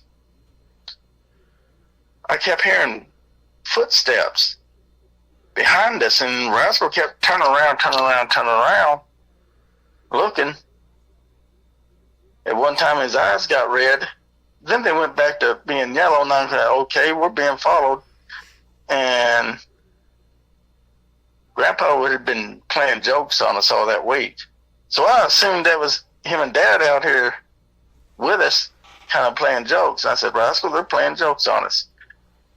Let's turn around and head back the other way, the way we came. And that's what we did. We came all the way around that cornfield, that main cornfield. And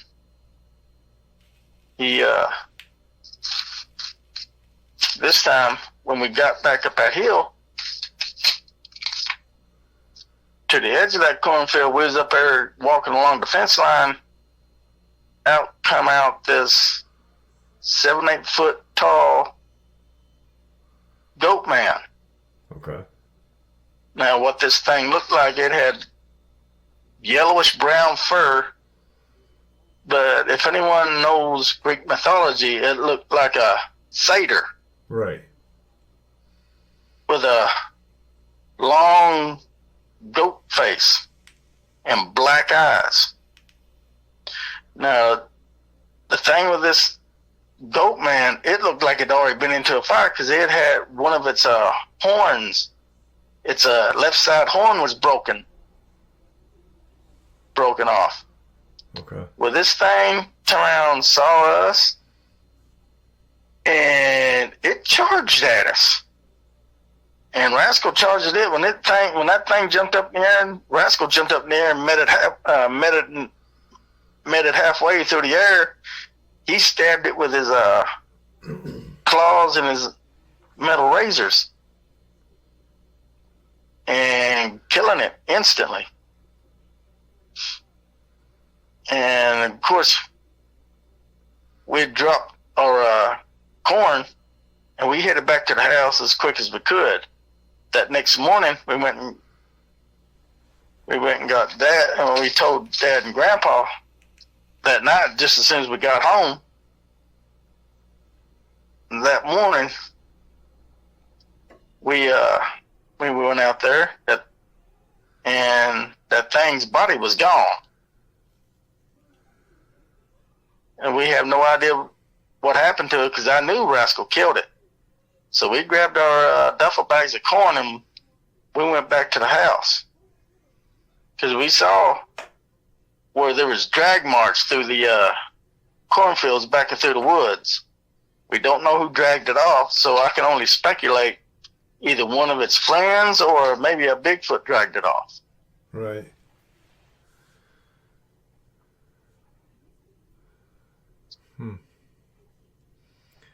And that was the Goatman. That was the one time that. Now I've got a question, and don't take it the wrong way, please. Now, to me, it sounds like Rascal is this dominant, unbeatable creature. Are you? Yeah, sort of like It kind of sounds like he's. Like no other creature in the woods could beat him. I mean, did he ever meet his match? Did anything, you know what I mean? Like, because it sounds one-sided, that's... Yeah. Oh, and that I understand is like, well, I'm attributing that. I mean, like I said, don't take it the wrong way. I'm just asking. No, I'm not. Here's the way I can explain that. Because when we were training him and stuff, and he was getting stronger and stronger and stronger, we were noticing he was becoming an alpha male. And my grandfather says these alpha males, they'll keep getting stronger and stronger. Okay. I said, will this be until something else stronger beats him? And my grandfather says, yep.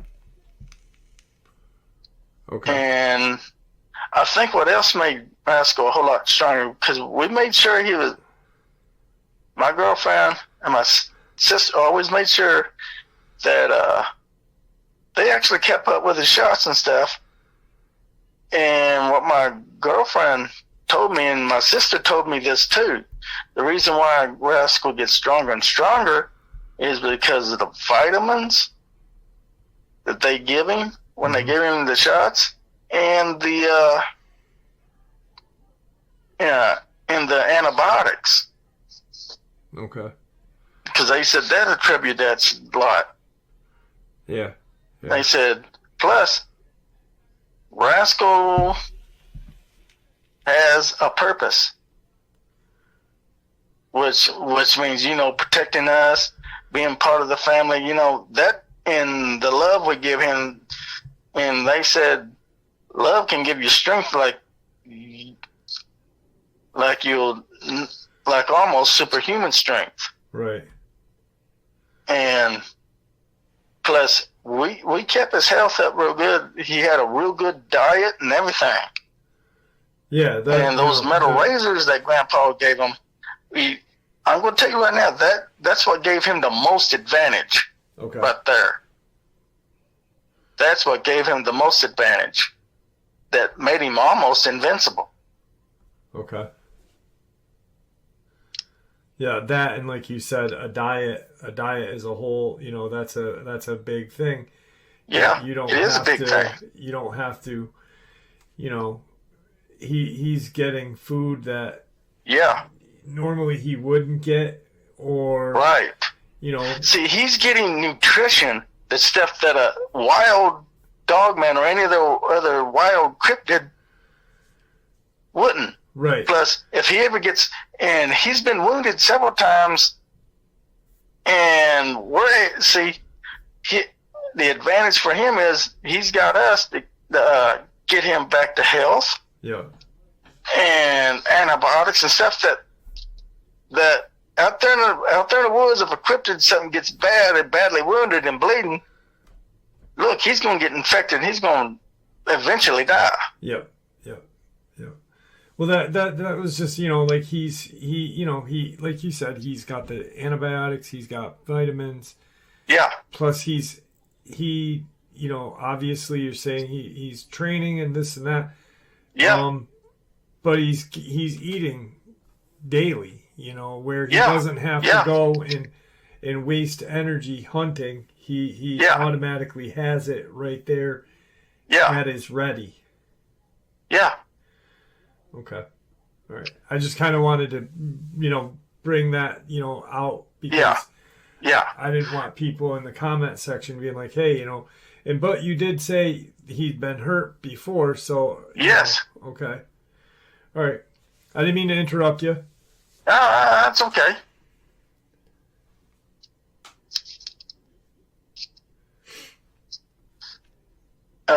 Well, this next encounter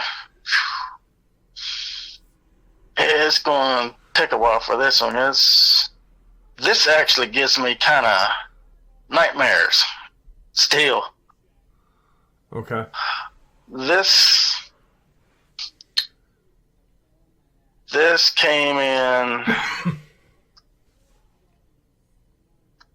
This came in 1990, and I'm going to have to say, spring of 1992, when I was on a 3-week vacation. Okay. At my inventory job.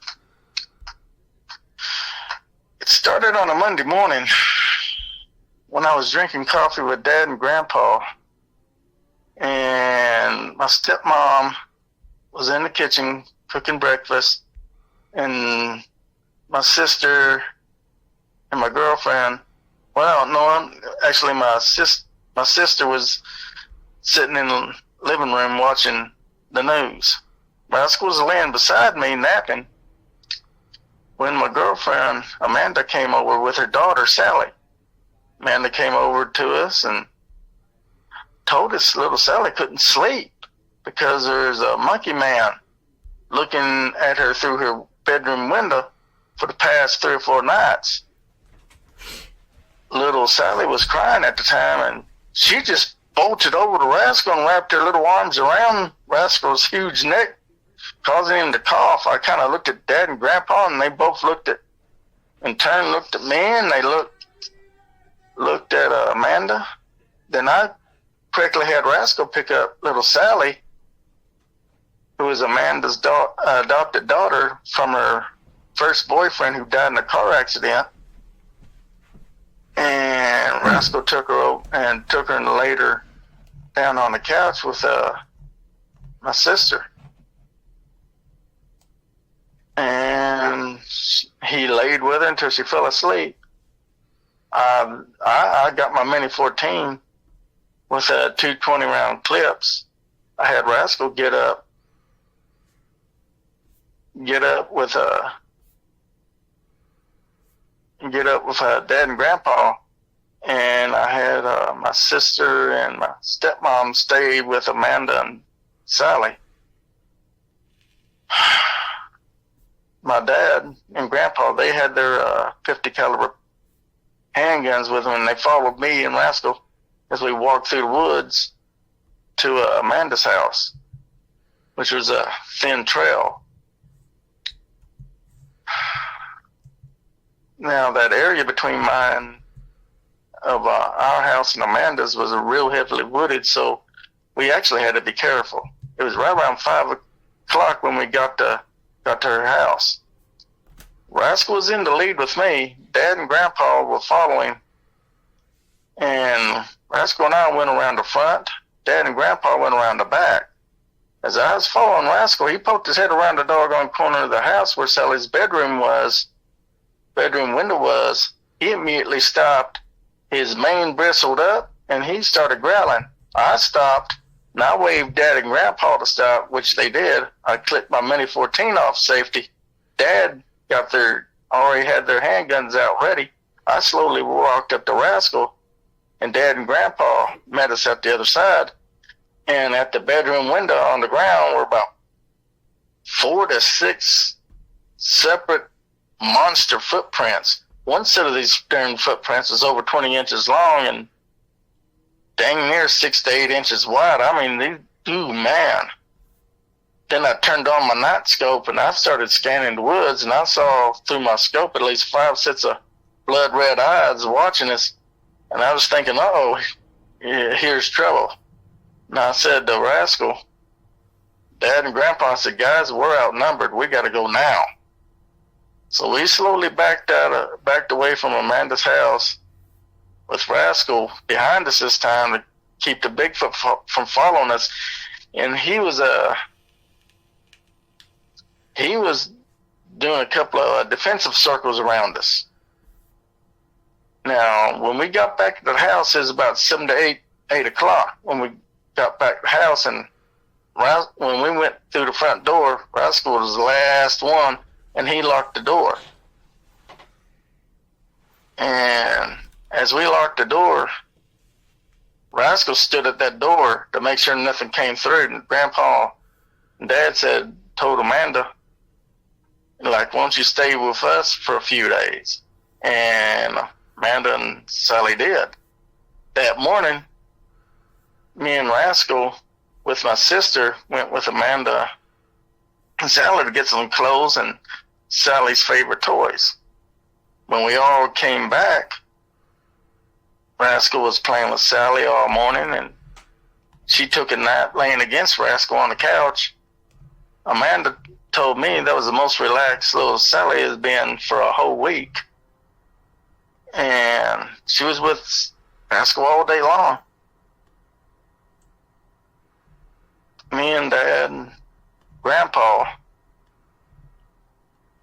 started getting ready for these monkey men.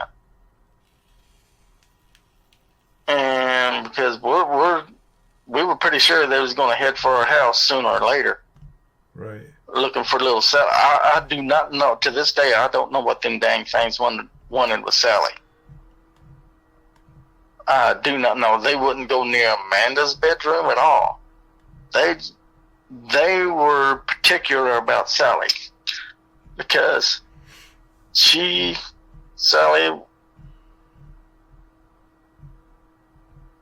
how can I say this? She was artistic. Okay. I don't know if they were attracted to that or what. Right. And once these Type 4 Bigfoot found out that Amanda and Sally weren't at their house, we knew that trouble was coming, and we were right.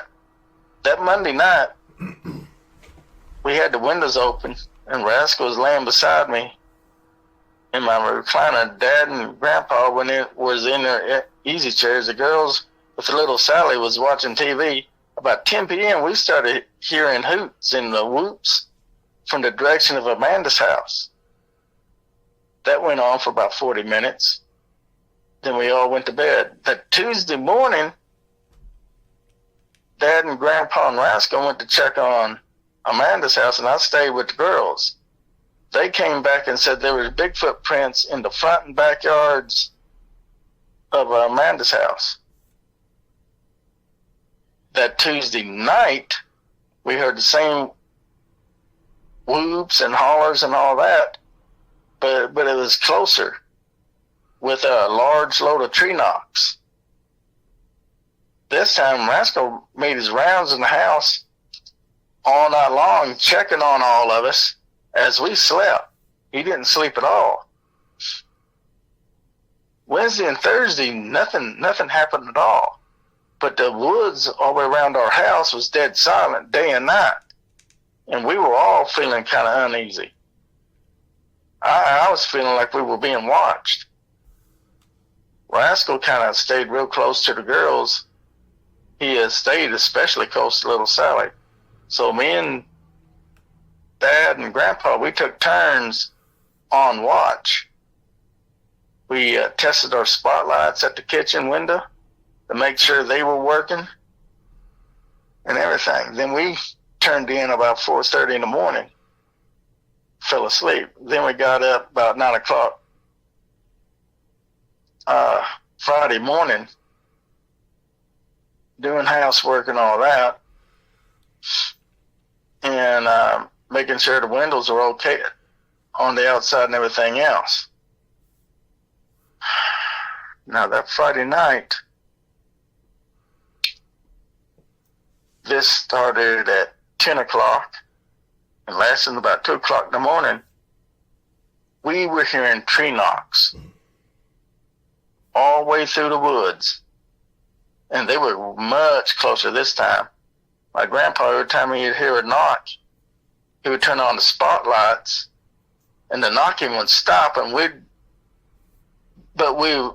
would hear running feet back into the deep woods. That Saturday morning, I had Amanda and Sally moved to my bedroom, which was the highest room next to the kitchen, because the kitchen and my bedroom sat on top of the garage basement with heavy metal garage doors. The huge kitchen window had mounted spotlights on it, and it stood about, and the kitchen, since our house was built on a hill, the kitchen and my bedroom window and the kitchen were about 16 foot off the ground, because both those rooms sat on top of the garage. And all the girls, my girlfriend, Sally, my sister, and my stepmom, they stayed in the kitchen and my bedroom. Saturday night was the worst night of the attack. The attack began about 10 p.m. to 11 p.m. starting out. At first there were hoops and screams in our backyard for about 30 minutes or more. Me, Dad, and Grandpa got the girls in my bedroom and had them lock the door and get under the bed with Rascal guarding them. My grandpa put the metal razors on Rascal's claw hands and told him to guard the girls with his life. Me, Dad, and Grandpa went back into the kitchen, opened up them huge kitchen bay door windows, and we turned the spotlights on. And when we did turn in the spotlights on, there were 5 Type 4 Bigfoots screaming, throwing rocks and limbs at the house. The huge alpha male Bigfoot was down below in the driveway looking up at us, screaming. His back was up against the 10-foot kitchen wall where I stacked winter firewood outside. This Bigfoot, he was anywhere from 8 to 10 feet tall, close to 700 to 800 pounds. He had 4-fingered claw hands, and he had real dark reddish eyes. And he had mostly silverish black hair. And so I'm guessing he was the older alpha.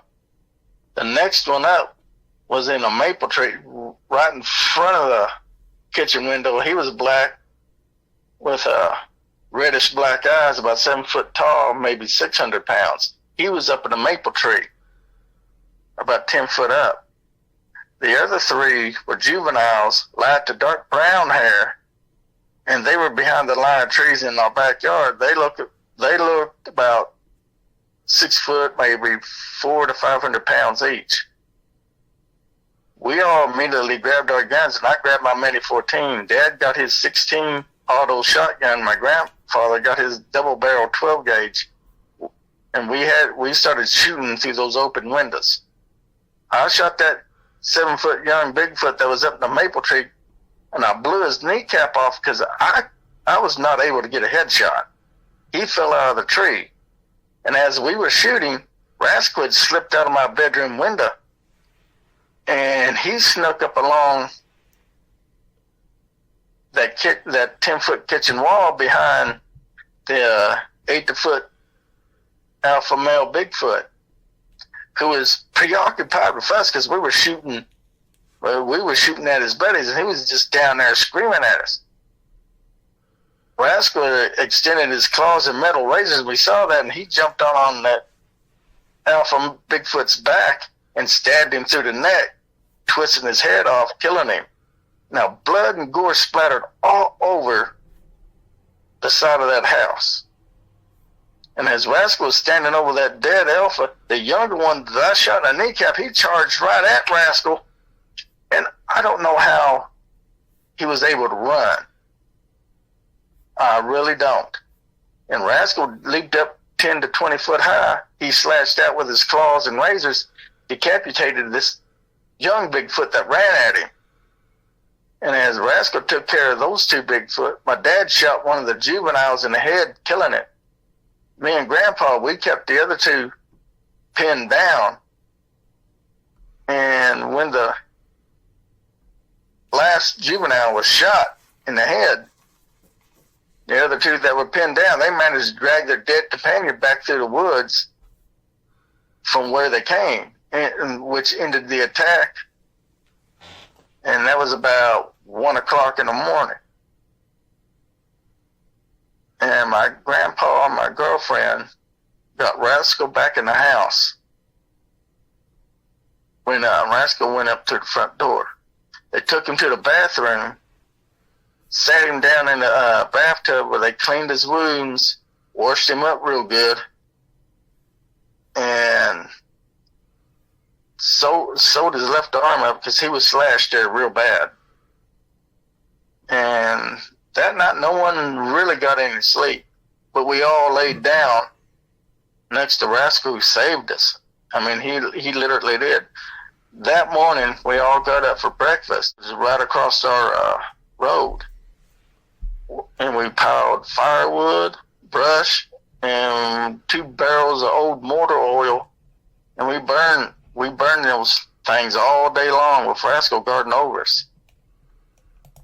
That night, we were all exhausted. That Sunday night, we were all exhausted. Yeah. And Rascal later that night was looking at the kitchen window, and I noticed Rascal's eyes got bright red. I quickly woke up Dad and Grandpa, and Grandpa says, "Oh, hell, here we go again." All of us looked out the window this time, and Grandpa turned on one of those spotlights, and this is how I know Bigfoot are nothing but cannibals, because they were at the burning pile, both of them, the 2 that got away, and they were eating what was left of the ash, and they were eating the ash of the funeral fires. There was 2 big. They were even eating the bones.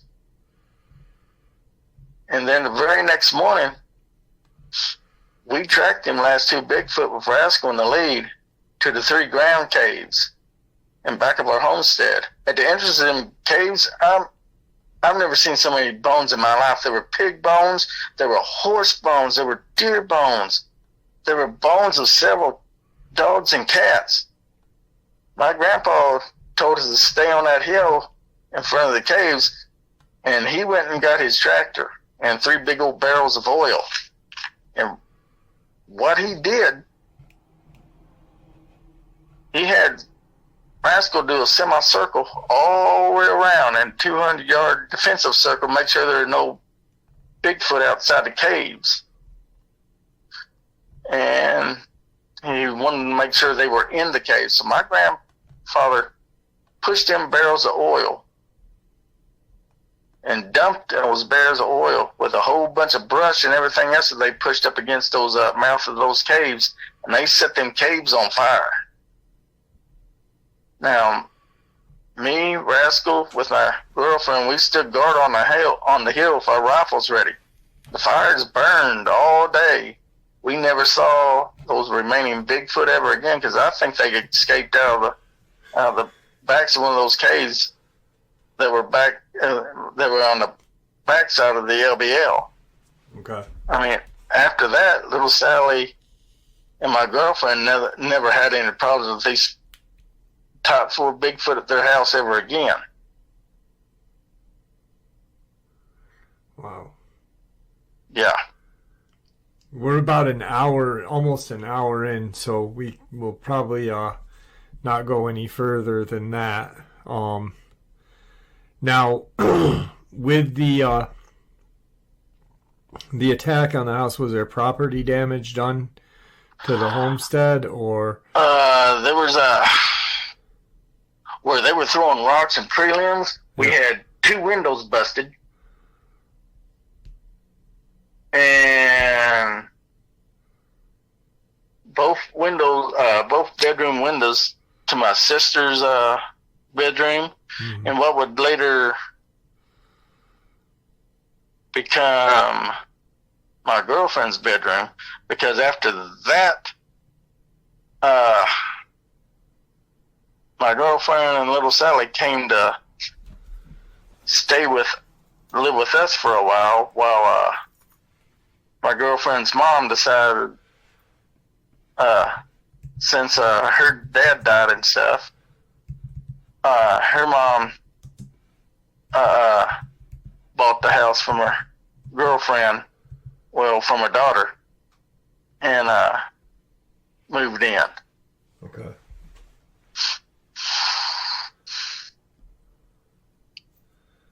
Now, so how is the young girl after all this? Was she dealing well with it?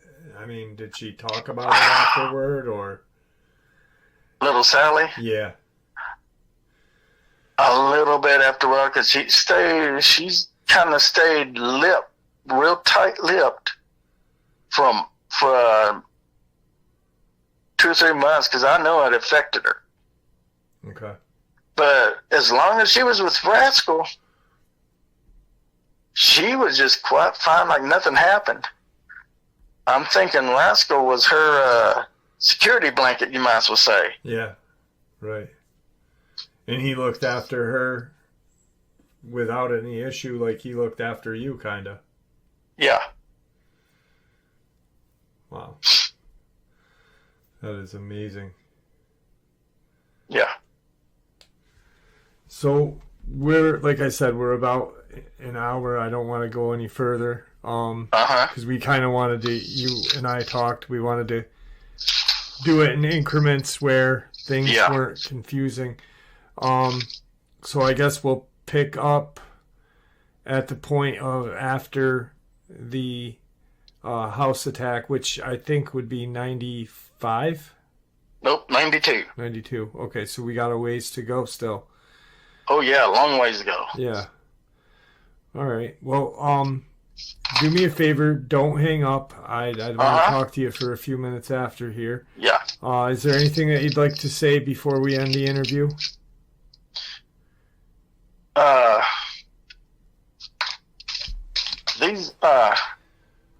want everybody to know, the razors that my grandfather made for Rascal.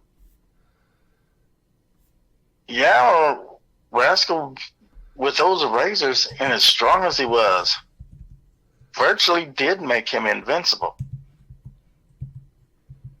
And since we raised Rascal from a very, very small, sick pup, I mean, that has a lot to do with it, too. I mean, from my experience, when you raise someone as beautiful as Rascal, with nothing but love and absolute respect, that puts an impact on everything and everybody, because you got love. And I raised Rascal in love. When I first got Rascal,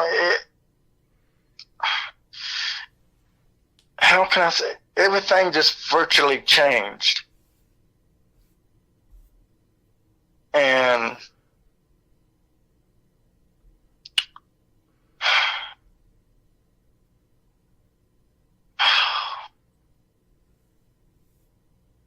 Rascal was, I'd have to say Rascal was special. To me, he was more than a dog man. He was a member of my family. Right. He was my best friend. He was my buddy. Yeah, he was my camping buddy. Yeah, he was my ultimate hunting dog. He was everything to me. That's about all I can say. Right. I love him that much. And I still do. Yeah, I imagine it's hard to have a companion like that for so long, and like you said, not have him around anymore. Yeah, that really hurts. That's like part of me is gone. Right. Well, I do appreciate you reliving this with us all. I thank you for, coming on and sharing. And, Oh, I loved it. One thing, we had talked about it quickly and said, I had said I was going to ask about photos, and you had expressed the simple fact that your dad and grandfather said, hey, don't take any, for the reason this is late 80s, early 90s, prior cell phone. If you wanted a photo developed, you had to go down to the drugstore or a variety store or wherever, and the people that developed them looked at your photos. And your dad and grandfather did not want Rascal exposed to the outside. My dad's best friend, who was his commanding officer, really didn't want photos of Rascal. Right.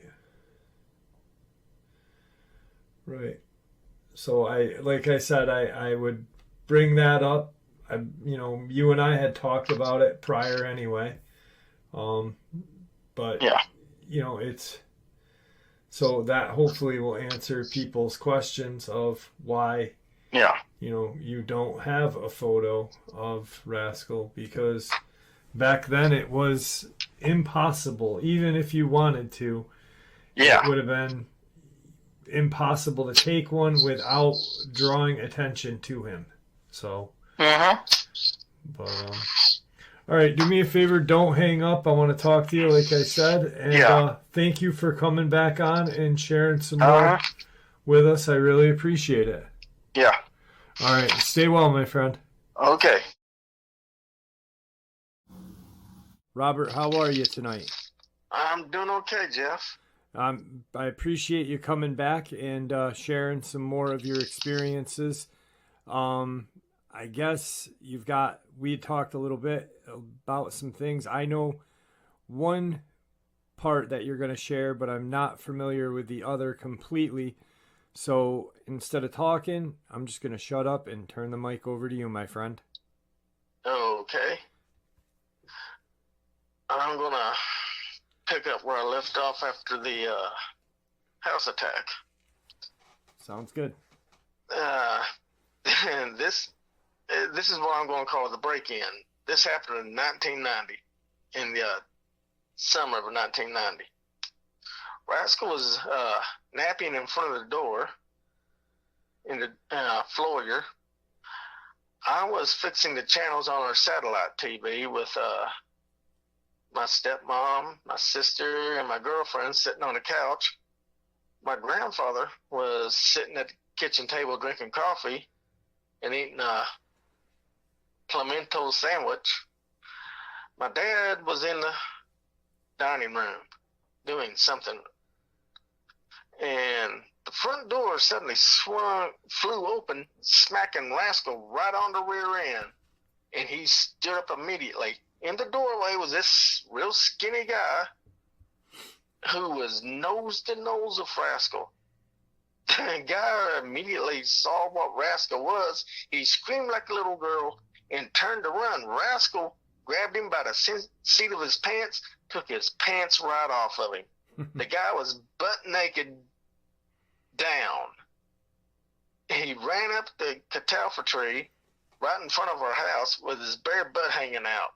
Rascal sitting at the bottom of the tree with his pants in his mouth.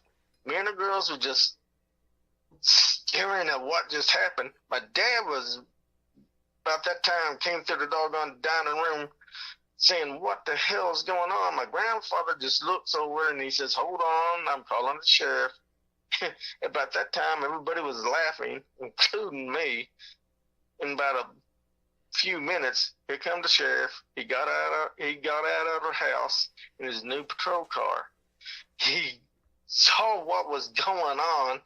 He was grinning from ear to ear. He walks over to Rascal, takes the pants out of his mouth, and said, Rascal, give me those. Then he turned and he says, Robert, take Rascal into the house. And I did.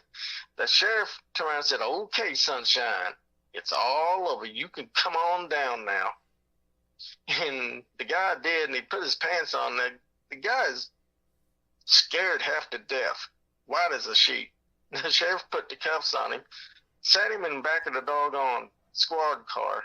And he says, son, you came to the wrong house to break in. He says, around here, we grow the guard dogs really, really big.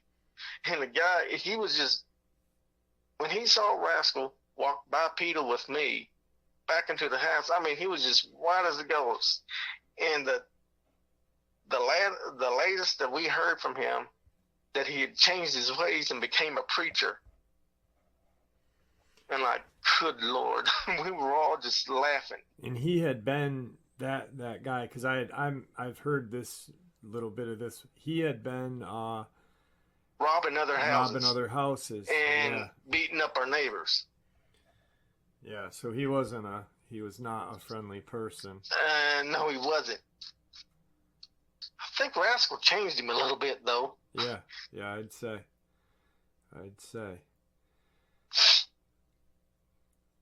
Next encounter. This was in the late fall of 1994. About a month after the house attack. I was asleep in my bedroom with my black cat Stormy laying on the headboard of my bed. All day I've been feeling strange when I got home from work, and I had a severe headache, and I was constantly sick to my stomach, and I couldn't eat. So when I was laying there asleep in my bed, when I opened up my eyes, all of a sudden I found out I couldn't get out of bed, and I couldn't speak. I looked up, and I saw on the ceiling was this shadow person type creature reaching down at me with white, like glossy white eyes.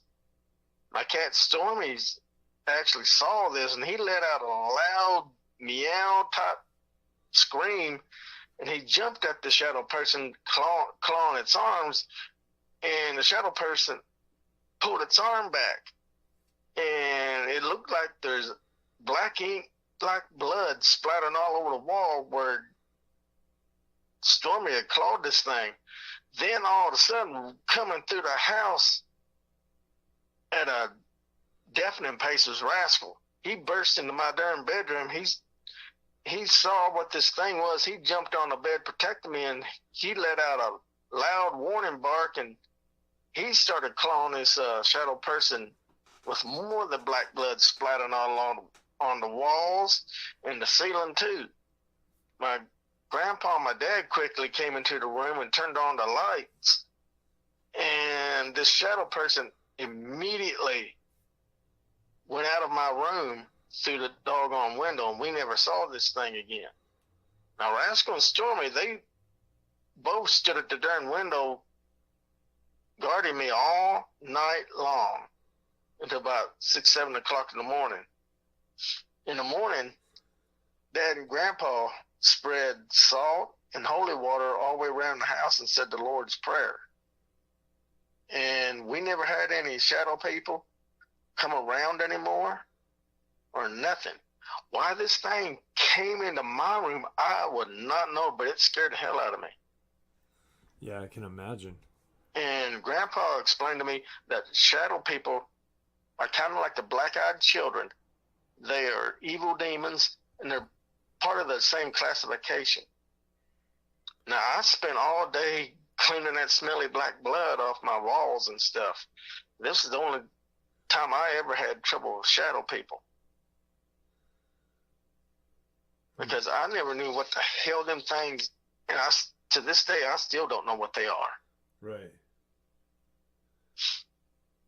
Yeah, that's a definite kind of a freaky story right there. Yeah.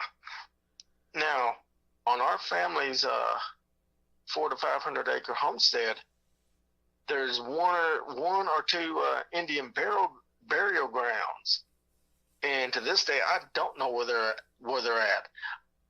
And back in my mind, I'm kind of wondering, did they come from there?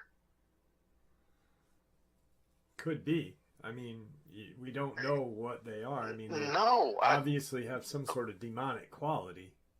Yeah. This thing definitely did, because it scared me half to death.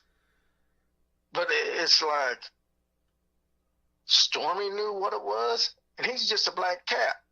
Right. And he jumped at it. Here came Rascal. He definitely knew what it was, and he did go at it. And it was like Stormy and Rascal were taking turns swiping at this thing. And there was a physical quality to it, which... Yeah. But when Dad and Grandpa turned on the lights,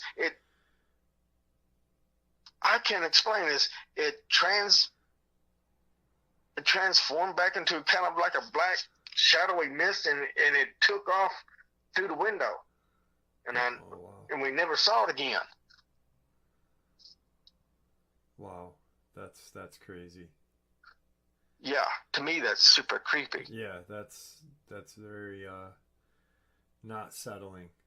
You know, it's just because they have a physical quality, and then to go back to kind of a mist spirit form or whatever you want to call it is it's just dangerous, you know. Yeah. So. Yeah. I don't know. All I can say is thank God for both of them. Yeah, absolutely. Because it makes me wonder the way I was feeling when I got home or something. And I just felt strange, like, was it targeting?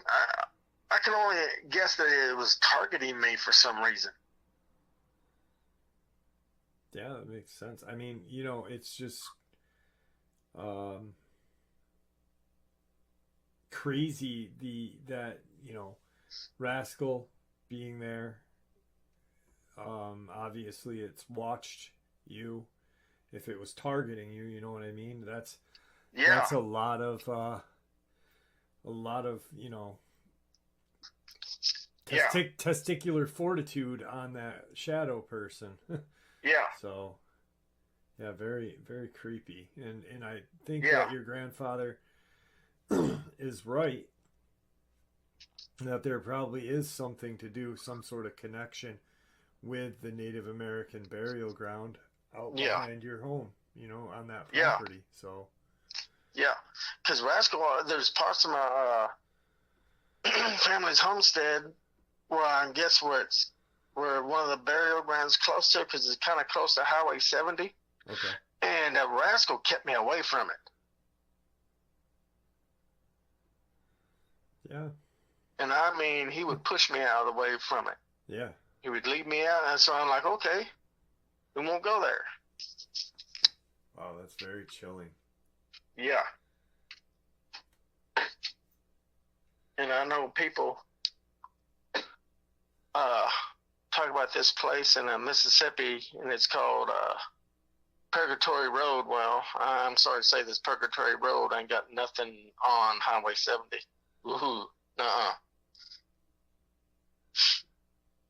Yeah, there's a lot of strange places, you know. Yeah. And I think each state has their own, you know, has their Yeah, own they hot do. spots. Taylor, Mississippi is a hot spot, and the LBL is a hot spot. Yeah. You know, they've all. And it's not just for cryptids neither. That's the problem with the LBL. It's not just for cryptids. That's what makes it spooky. Yeah, there's a lot that goes on there. It's just you know, it's like the Hudson River Valley in New York. There's a lady named Linda Zimmerman that wrote a couple books, and you know, there's been cryptid sightings. There's satanic cults. There's UFO. There's any, you know, and it's something to do with. she had a really good theory, and it was something to do with like the magnetism or the, you know, whatever, the electromagnetic that this area had put out that draws all of this kind of just real bad energy, you know, including cryptids. When I say energy, I mean physical too, that to a location. And there are a lot of little spots like that throughout the country. Yeah. So, yeah, definitely. Yeah. So, what we're up to 1990 now, or 91 with Rascal? Yeah. Well, we'll be getting into now the early patrols, which the earliest one was mine and Rascal's first patrol. It was in the summer of 1991. Okay. Because we'd left the house on a Friday morning. It was a couple of days off for me. We were going around with my grandpa, going to check out the 10 cornfields, all the way down through the thick weeds along State Road 937 to State Road 453, going across the big creek and heading to that heads to the Cumberland River. We had patrolled all day long. We didn't see nothing. We had set up camp next to the creek where we could wash up and boil water for drinking water and stuff. Now, that night in the woods, everything surrounding the woods came real uncomfortable quiet. I laid up against Rascal, who was keeping watch. My grandpa, he was kind of like in a sitting position. He had gone to sleep. And that morning I went out and made coffee. Me and Rascal had breakfast, a few good sunfish and bass, right along with that of Grandpa. Just before the fog lifted out stepped this deer spirit. This is the second deer spirit we run into. Okay. It was long, brown, and thin, about 7 foot tall, with a long deer's head, but no antlers or horns. And it had a black soulless eyes and 3-fingered claw hands and two-toed hoof feet. It had black jagged teeth, and it just hissed at us. Immediately, Rascal charged at it, and the creature just screamed at him. Rascal stabbed it through the neck and stomach, and the deer spirit froze in place. And Rascal picked it up and body slammed it, snapping its neck, killing it. Well, me and Grandpa dragged it over in a hole next to the creek. We piled a bunch of wood and brush and everything else over it, and we set it on fire. That late afternoon, we put the fire out. And then we headed back slowly, patrolling the rest of the cornfields after we broke camp. And as both of us and Rascal were going through a field of sweet corn, we started noticing, especially Rascal started noticing, we had footsteps behind us. We stopped for about 30 minutes to listen. We heard heavy breathing and something coming closer. Rascal and I and Grandpa, we quietly moved out of the field to the electric fence and kind of hunkered down. As we did this, a huge 6-foot nasty looking Goatman came out of the doggone cornfield And this thing had a mouth of razor teeth, looked like shark's teeth, and a 3-fingered claw hands and long hooves. Man, it was gray with what looked like mange. And it growled and came right at me and Grandpa. It wasn't even looking at Rascal. And Rascal was 9 foot tall, hit this thing head on, snapping its neck. And as he clotheslined it, like a wrestler clotheslines, and he killed that sucker in midair. And when the thing hit the ground, it broke both its horns off. Then we took this thing down to the doggone burning pile and we burned it. Now, how big was that creature compared to Rascal? Let's say the creature is about 6 foot tall. Okay. Rascal is 9 foot tall. Rascal towered over it. So not a tremendous amount of fight for Rascal to take this thing out. Yeah. Okay. I mean, me, Grandpa, and Rascal, we went to the house, had 2 big old loads of sweet corn, and Grandpa turned around and said, "Guys, these things are getting closer to the house, and we have got to keep them away somehow." Yeah. Wow. I mean, that was, ooh. The next patrol we went on to, this was during the fall, and it was in 1993. Our next door neighbor, who's a Cajun, he come from Louisiana, his name was Mr. Clinton. He was missing one of his prize hogs, and he came over and asked us if Rascal had got it. My grandpa said no, because that night that his hog went missing, Rascal was slipping with me. And so that afternoon, we went over there at his house with our neighbor. We went to his barn in the back where the hog pen was, and in the back there's several huge dog-like prints, about 14 inches long and about 4 inches wide. Rascal and I tracked those prints to the 3 caves in back of our homestead. We found the hog's head at the entrance that was on the far side of the caves. Rascal went into the cave for about 2 hours and found nothing. He came back. Me and Grandpa was worried that this thing must have been a rogue dogman hunting and doing a territory run. And if this was so, we had to get this daggone rogue out of our doggone homestead. Yeah. Off our homestead immediately. Because this creature could cause trouble for everyone. So my grandpa slipped Rascal's razors on Rascal's hands real quick. And Rascal knew we were in trouble. Because that night, me, Grandpa, and Rascal, we stayed about 30 foot up in a grove of pine trees watching for this rogue that never even came by. So in the morning, Grandpa went home and told me and Rascal to be real careful while we finished our patrol.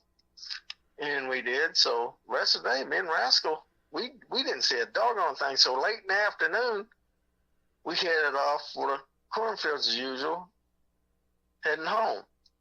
As it got dark halfway through the cornfields, me and Rascal heard someone following us. And I thought it was Rascal. I thought it was Grandpa coming up there to join us. So as we headed up the fence line and headed back to the corner of the doggone cornfield, that's when we saw this huge gargoyle. I mean, this thing was black with red oval eyes and 4 ears, one set inside another. And this is what my dad and Grandpa calls a fake Dogman, because it had a baboon face with square teeth. This dang thing was I'd say about 7 foot tall, about 500 pounds. It saw us, came forward and growled at us. Rascal immediately stepped in front of me, but not before I turned. I shot that sucker twice in the chest. That gargoyle stood stunned, and Rascal lunged at it, ramming his claws and razors through its stomach, killing it. Right. Then we dragged it to the burning pile, which took 2 or 3 hours, and we burned it. By that time, it was 10 p.m. Me and Rascal got back to the house, and I told Grandpa, and he says that gargoyle was hunting both of us the whole time. And he told us we have got to be super careful when we go out on patrol like this on our homestead, because many of their cryptids are trying to take over because of the LBL. Wow. Yeah. So, like, you had shared something with me a while ago when we first talked about, you know, your backyard was the LBL. And so you really had to be careful and aware of things in your location. Mm-hmm. Yeah. To me, I consider the LBL our backyard, but if you looked at our backyard, you go all the way back to the LBL, see, that's about a 10, 15-mile stretch. Because our homestand was really huge. Of course, we had people living around it and all that, and they were kind of like our neighbors, and it's like no big thing. But even they had problems with these doggone cryptids. Right. Huh. Yeah, that's crazy. Yeah.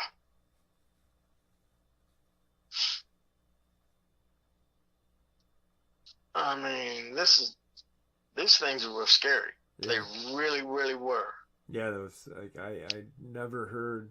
You know, I've heard different. You know, people have shared. You know, different kind of descriptions of creatures, and you know, you really don't have a name for them. They're very, you know, they're like the thing that your grandfather and dad called the fake Dogman kind of. I mean, I've heard stories about those things. People have seen them in Tennessee, and you know, and they look very similar to a canine, but they have flat teeth. And it's a very very creepy kind of. You know, you expect to see canine teeth, but then but you get these flat square teeth. Yeah. It's very and sometimes they're jagged, sometimes they're not. Huh. Yeah, it's definitely something you don't want to run into. No. Because this is what my grandfather calls, you know, super inbred, perverted Bigfoot. Right. That's what he describes a gargoyle. He says this is where Bigfoot has inbred so much down the generation line. You know, this is why they sometimes have the juvenile Bigfoot capture like a lone female Dogman, a young one, take her back to their doggone camp to get their bloodline going. Right.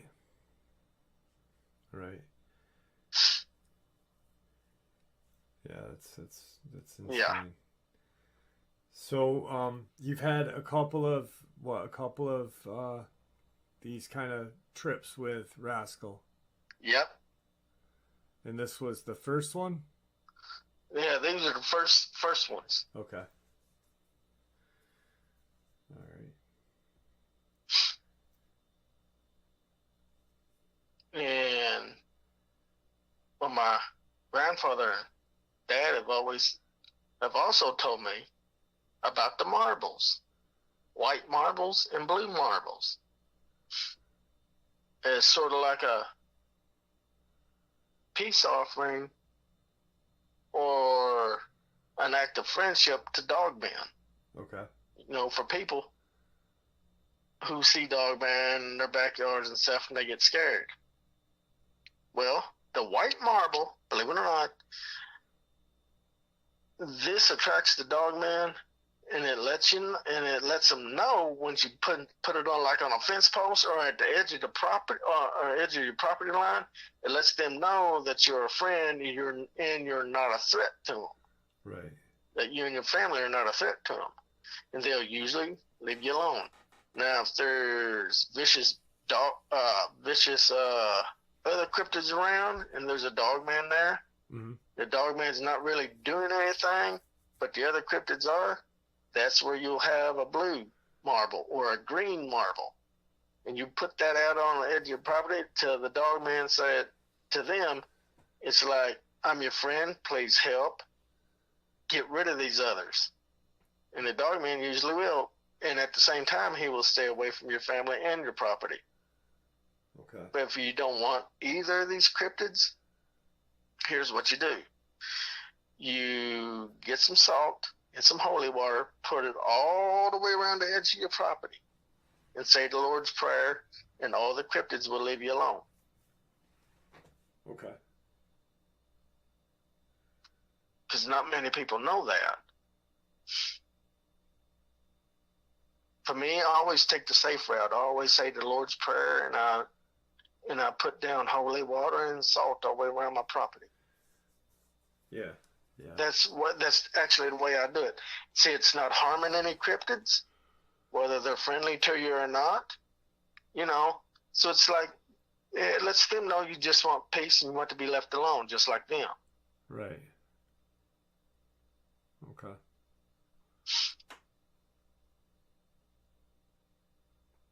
Now this next encounter, oh boy, it happened. It happened in the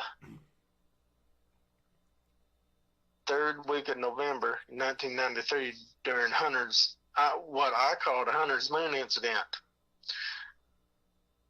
This encounter was the first day of the deer season. Okay. And where I was living at, there's a bunch of us always get together and go to this hunting lodge for a Hunter's Moon festival and stuff. And it was close to Cartersville, Kentucky, deep in the woods. Well, Dad told the hunters at the lodge they were in for a real, real nice treat because him and Dad were going to introduce Rascal to them. Now, me and my friend Tony had Rascal already with us, and of course, I had Dad's three-wheeler in the back of the truck, and we arrived there at the lodge late in the afternoon. Everybody was amazed when they saw Rascal walking bipedal behind me and Tony as we entered the lodge. Oh, about 6 p.m., everybody went into the deep woods hunting deer with me and Tony, and Rascal taking the lead. Now, later that night, it got real dark. I mean, we couldn't even see 5 inches in front of us. Now, each hunter there got a deer. Me and Tony, with Rascal's help, chased 2 deer, and we got them. But they slipped down a creek in the middle of this thick-ass woods. So we had to head down to the bottom of the hill. Tony and I started down that hill when all of a sudden this 6-foot thin deer spirit, this is the third and last one in my encounter, it dropped out of the trees. Now, how this thing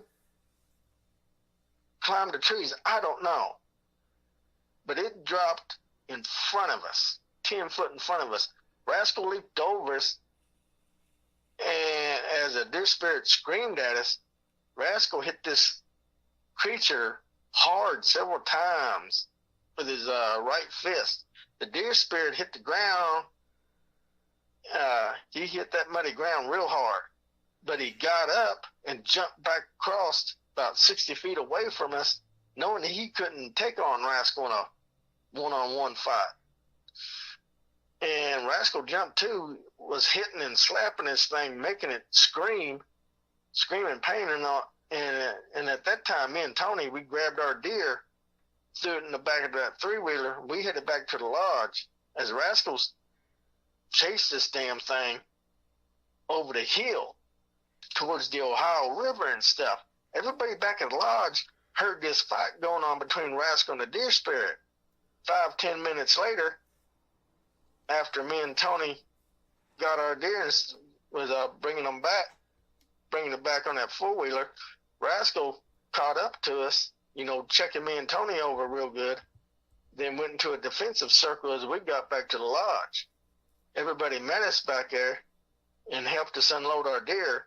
Then I told everybody what happened. My grandpa and dad said, okay, everybody, reload,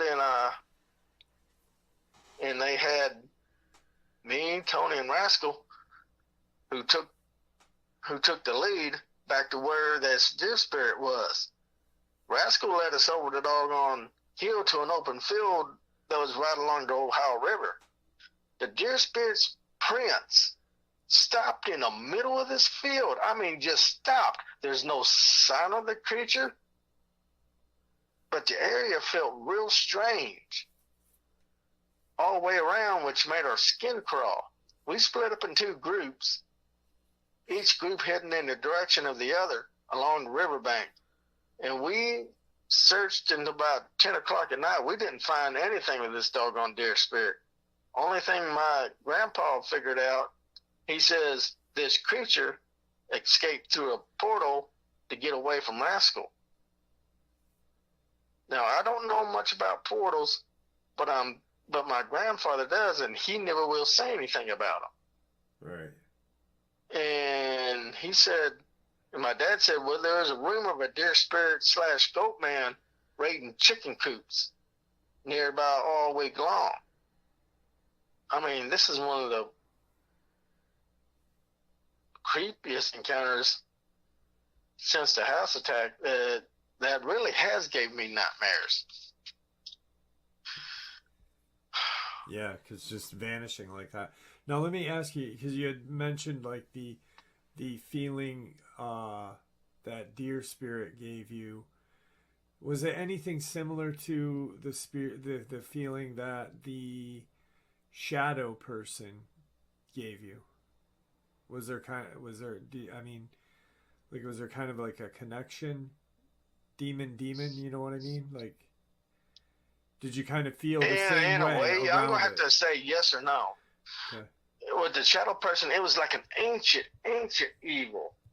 Okay. If you get my meaning. Yeah.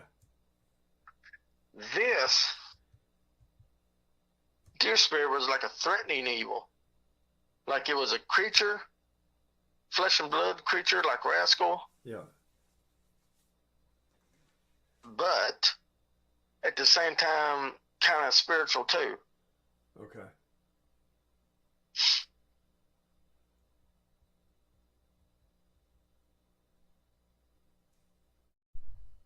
Yeah, I can imagine. Like, was there... You guys didn't see the portal? You guys just, like, the assumption No, we kind of... Well, we felt it because, number one, all of our hair, electricity kind of, like static electricity. Yeah. Our hair was literally standing up off our skin. Okay. And Rascal, boy, his hackles were already up. His eyes were blood red, and he was looking. Okay. He would walk around where those prints had ended. Yeah. But he would walk kind of sideways, and he would be looking up in the sky. I mean, we looked up. We didn't see nothing. No stars, no moon, no nothing. Right. Now, unless that thing jumped up and went through a portal, that would be my only thing. Yeah.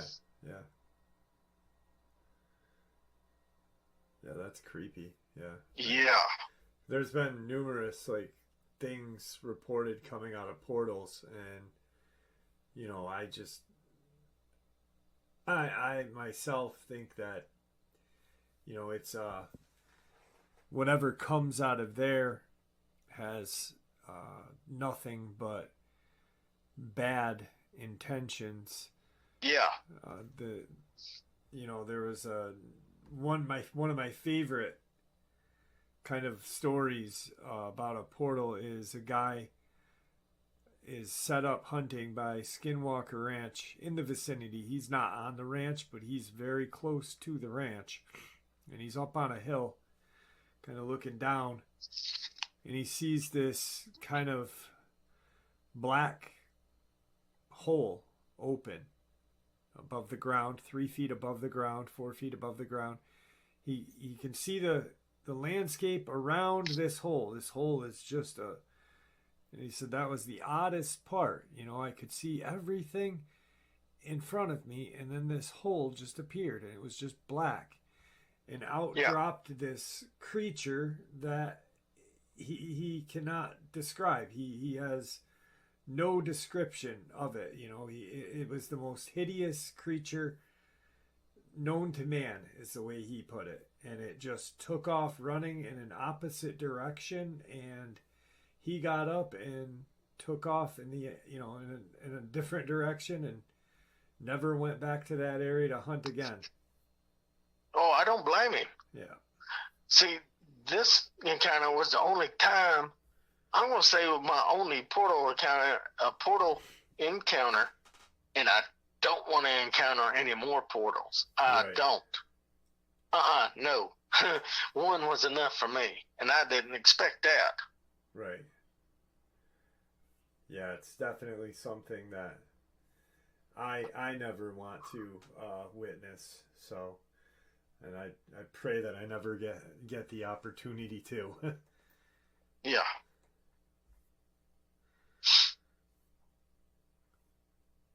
So, what year we were in? 93. We got about a half an hour left if you want to keep going, or if you wanted to take a break. I know you're tired tonight or not really feeling great tonight from work. So I'm going to leave it up to you with, we got about a half an hour left. If you want to keep going, you're more than welcome. Or if you'd like to take a break for the evening, and we can set up for another part 4 of this, or however you want to do it. I'm leaving it up to you. Yeah, we can set up another part 4. Okay. All right. I guess I got a couple questions I'd like to ask you, sure. To end this with. Now, when Rascal, here's a couple things that I'd like to clarify for some people. You had made mention of Rascal running down a road, and people had picked on that and said, how was he kept a secret if he's running down a road? That road was part of your family's property. Yeah, it was part of my family's property. Okay. Now, how long was the road, and can you give us kind of a description of this road? The road was kind of like a dirt and red gravel road. Okay. It's about 10 to 15 miles long. Okay. So that connects up to 937. Okay, so set up pretty far out. Yeah. All right. Yeah. I mean, it goes through our cornfields, and it's got a little bridge that goes over our creek, and then it goes into real heavy woods. Okay. To where there's a stop sign, and that's where State Road 937 is. What everybody calls the jump road. Okay. Well, I just wanted to kind of clarify that for some people. Yeah. I had heard it, but other people apparently had not. I guess we've talked about Rascal a lot, but can you give us a description of Rascal? Like when you close your eyes, right from the top to bottom, what did he look like? From top to bottom, the bottom part was he had huge, thick dog hocks. Like rear legs of a dog. Yeah. He was 9.5 foot tall, or 9.6 foot tall, 625 pounds. He had spongy, thick fur-like hair all over him. He was jet black. And actually, to describe him perfectly would be, if anyone's ever seen Van Helsing and they saw the werewolf, that's what Rascal looked like to a T. He had a beautiful big wolf's head. He had huge long ears, pointed at the top of his ears and rounded. He had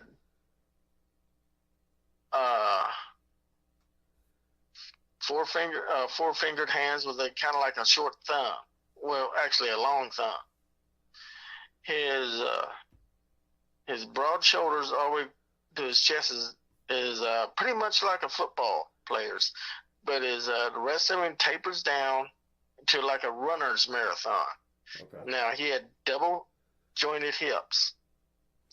Now, when people say they hear a Dogman when they stand up, they say their hips pop. No, their hips do not pop. That's their feet sitting to when they stand. Now, the bottom of Rascal's feet were soft dog pad top feet. His feet were kind of webbed.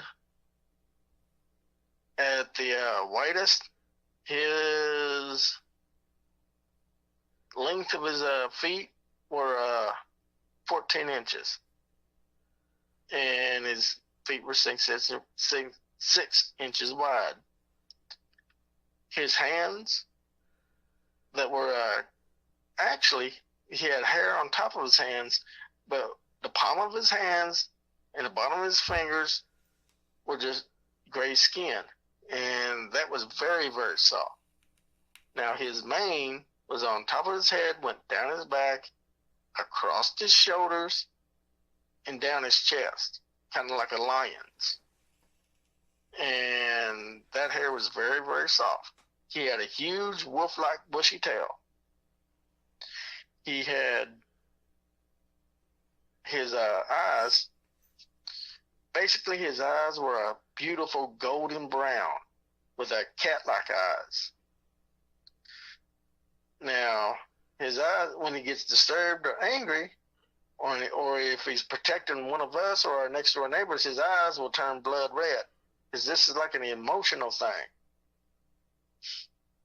His claws on his hands were 4 inches. His claws were retractable like a cat's. Now, I know everybody portrays pictures of dogs, man, with their claws always sticking out, but that's not always true. Okay. And my grandfather kept his claws and everything, and including his teeth, clean and manicured. Now, his teeth, the front teeth were more like a dog's. But the back teeth, they weren't square, but they were almost tapered like kind of like a shark's all together. Mm-hmm. That's his second line of teeth, because he had 2 lines of teeth, top and bottom. But as he grew older, that second line of teeth grew into the first line, so he had basically 1 line of teeth on top of 1 teeth and 1 line of teeth on bottom. And those teeth were very sharp. Yeah, I can imagine. Uh-huh. Now, Rascal, he was also telepathic. Okay. And since he has a double voice box, he knows he can speak some of our words, even though they're simple words. This, to me, proves to me that they're super intelligent. Pretty not close to us, but I'm going to say along the line of us. Right. And they also know how to use infrasound. Now, their infrasound is a little bit different from Bigfoot's, because Bigfoot will use infrasound to freeze their prey, to paralyze their prey. And And Dogman, they'll use infrasound to reach out to other dogmen to get their bearings, to search for prey. And they also use it as a defensive measure against other cryptids. Right. And they also have a whistle bark. I cannot describe this whistle bark, but Rascal's used it several times to break Bigfoot's infrasound attack. Now, how did that work out? Like, I mean, was it just like can you explain? Can you kind of give us for instance? Well, for instance, what happened to me during when I was me and Rascal actually got a little bit separated from a hunting thing, which I'll go into next fully into the next podcast, next interview. Okay. I was sitting on top of the hill. I'd already gotten a couple of tubs of fish and 2 turkeys, because this is just before Christmas. And me and Rascal had already gotten 2 deer. Well, he went into a defensive circle to see if he can't go get another deer. I was standing there waiting. I had just unloaded my Mini 14 and I laid it back of the truck. I heard a rustling noise in back of me, so I turned around. 20 foot away from me was this Bigfoot, and it was making a humming noise, and all of a sudden I started getting a real severe headache, and I was getting sick to my stomach, and I got weak. And in the back of my mind, I said, "Oh God, where are you, Rascal?" And about a minute later, all of a sudden, I hear him coming through the woods, tearing, and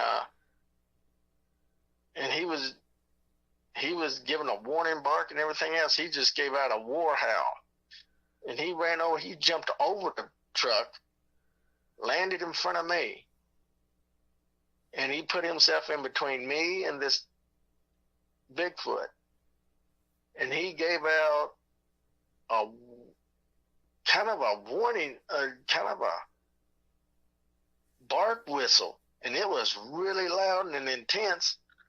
And me, I was so weak. All I could do is wrap my arms around his leg, right. And I laid my head up against his thigh. And what Rascal did, he gently pushed me back from the truck, and him and this Bigfoot got into one hellacious fight. And the only thing I could figure out, this thing had been hunting, and it was hunting me. Okay. And that was scary. Yeah, I can imagine. And when I finally recovered and I was barely able to drive, I got back on our gravel road, and I drove us home, but I was driving real slow. Now, Rascal, well, he was looking at the back window, making sure nothing else was following us. And I finally got into the doggone driveway, and I had stopped, put the truck in park and everything. Well, my sister and my girlfriend was looking out the window at us, and I knew they called for Dad and Grandpa to come down and help us out, get the deer and the turkeys and the fish. And when I opened up the driver side door to get out, I found out I couldn't walk, and I started falling out of the truck, and Rascal caught me and carried me through the garage door that was open, and carried me upstairs through the back door. And the girls immediately noticed there was something wrong, and they screamed my name. They said, "Oh my God, what happened?" And I weakly told them what happened.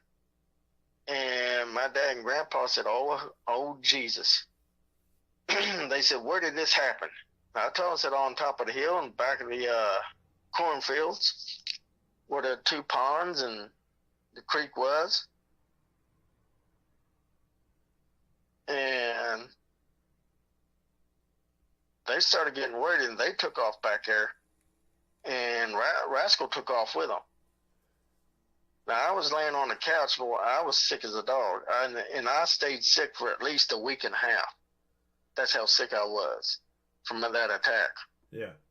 I don't know what this infrasound shit does, but it made me sick. Yeah, I had a lady that was very, very sick from infrasound, and she had actually thought she had cancer until she realized that, hey, this is something, this is not an illness, this is caused by Bigfoot in my backyard or on her property. Yeah. People really need to realize that this, infrasound is deadly and dangerous. It is. See, this is why I call Bigfoot such opportunists, because they'll use weapons like that on us and everything else. Yeah. Dogman, for some reason, they won't use infrasound on any of us or anything, because they see it as a defensive measure thing. Yeah.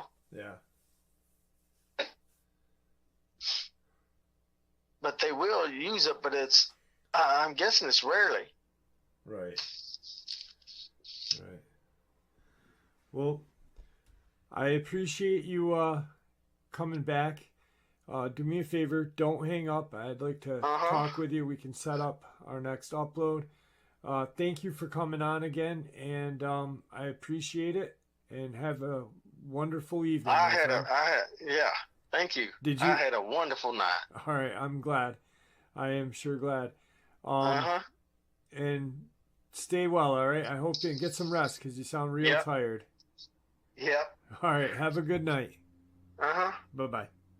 And there you have it, folks. I do hope you all enjoyed this upload as much as I enjoyed sharing it with you. Thank you all for supporting this channel. It is, after all, your support that helps the channel to continue to grow and go, and what gives us all a place and a chance to share our experiences and theories judgment-free.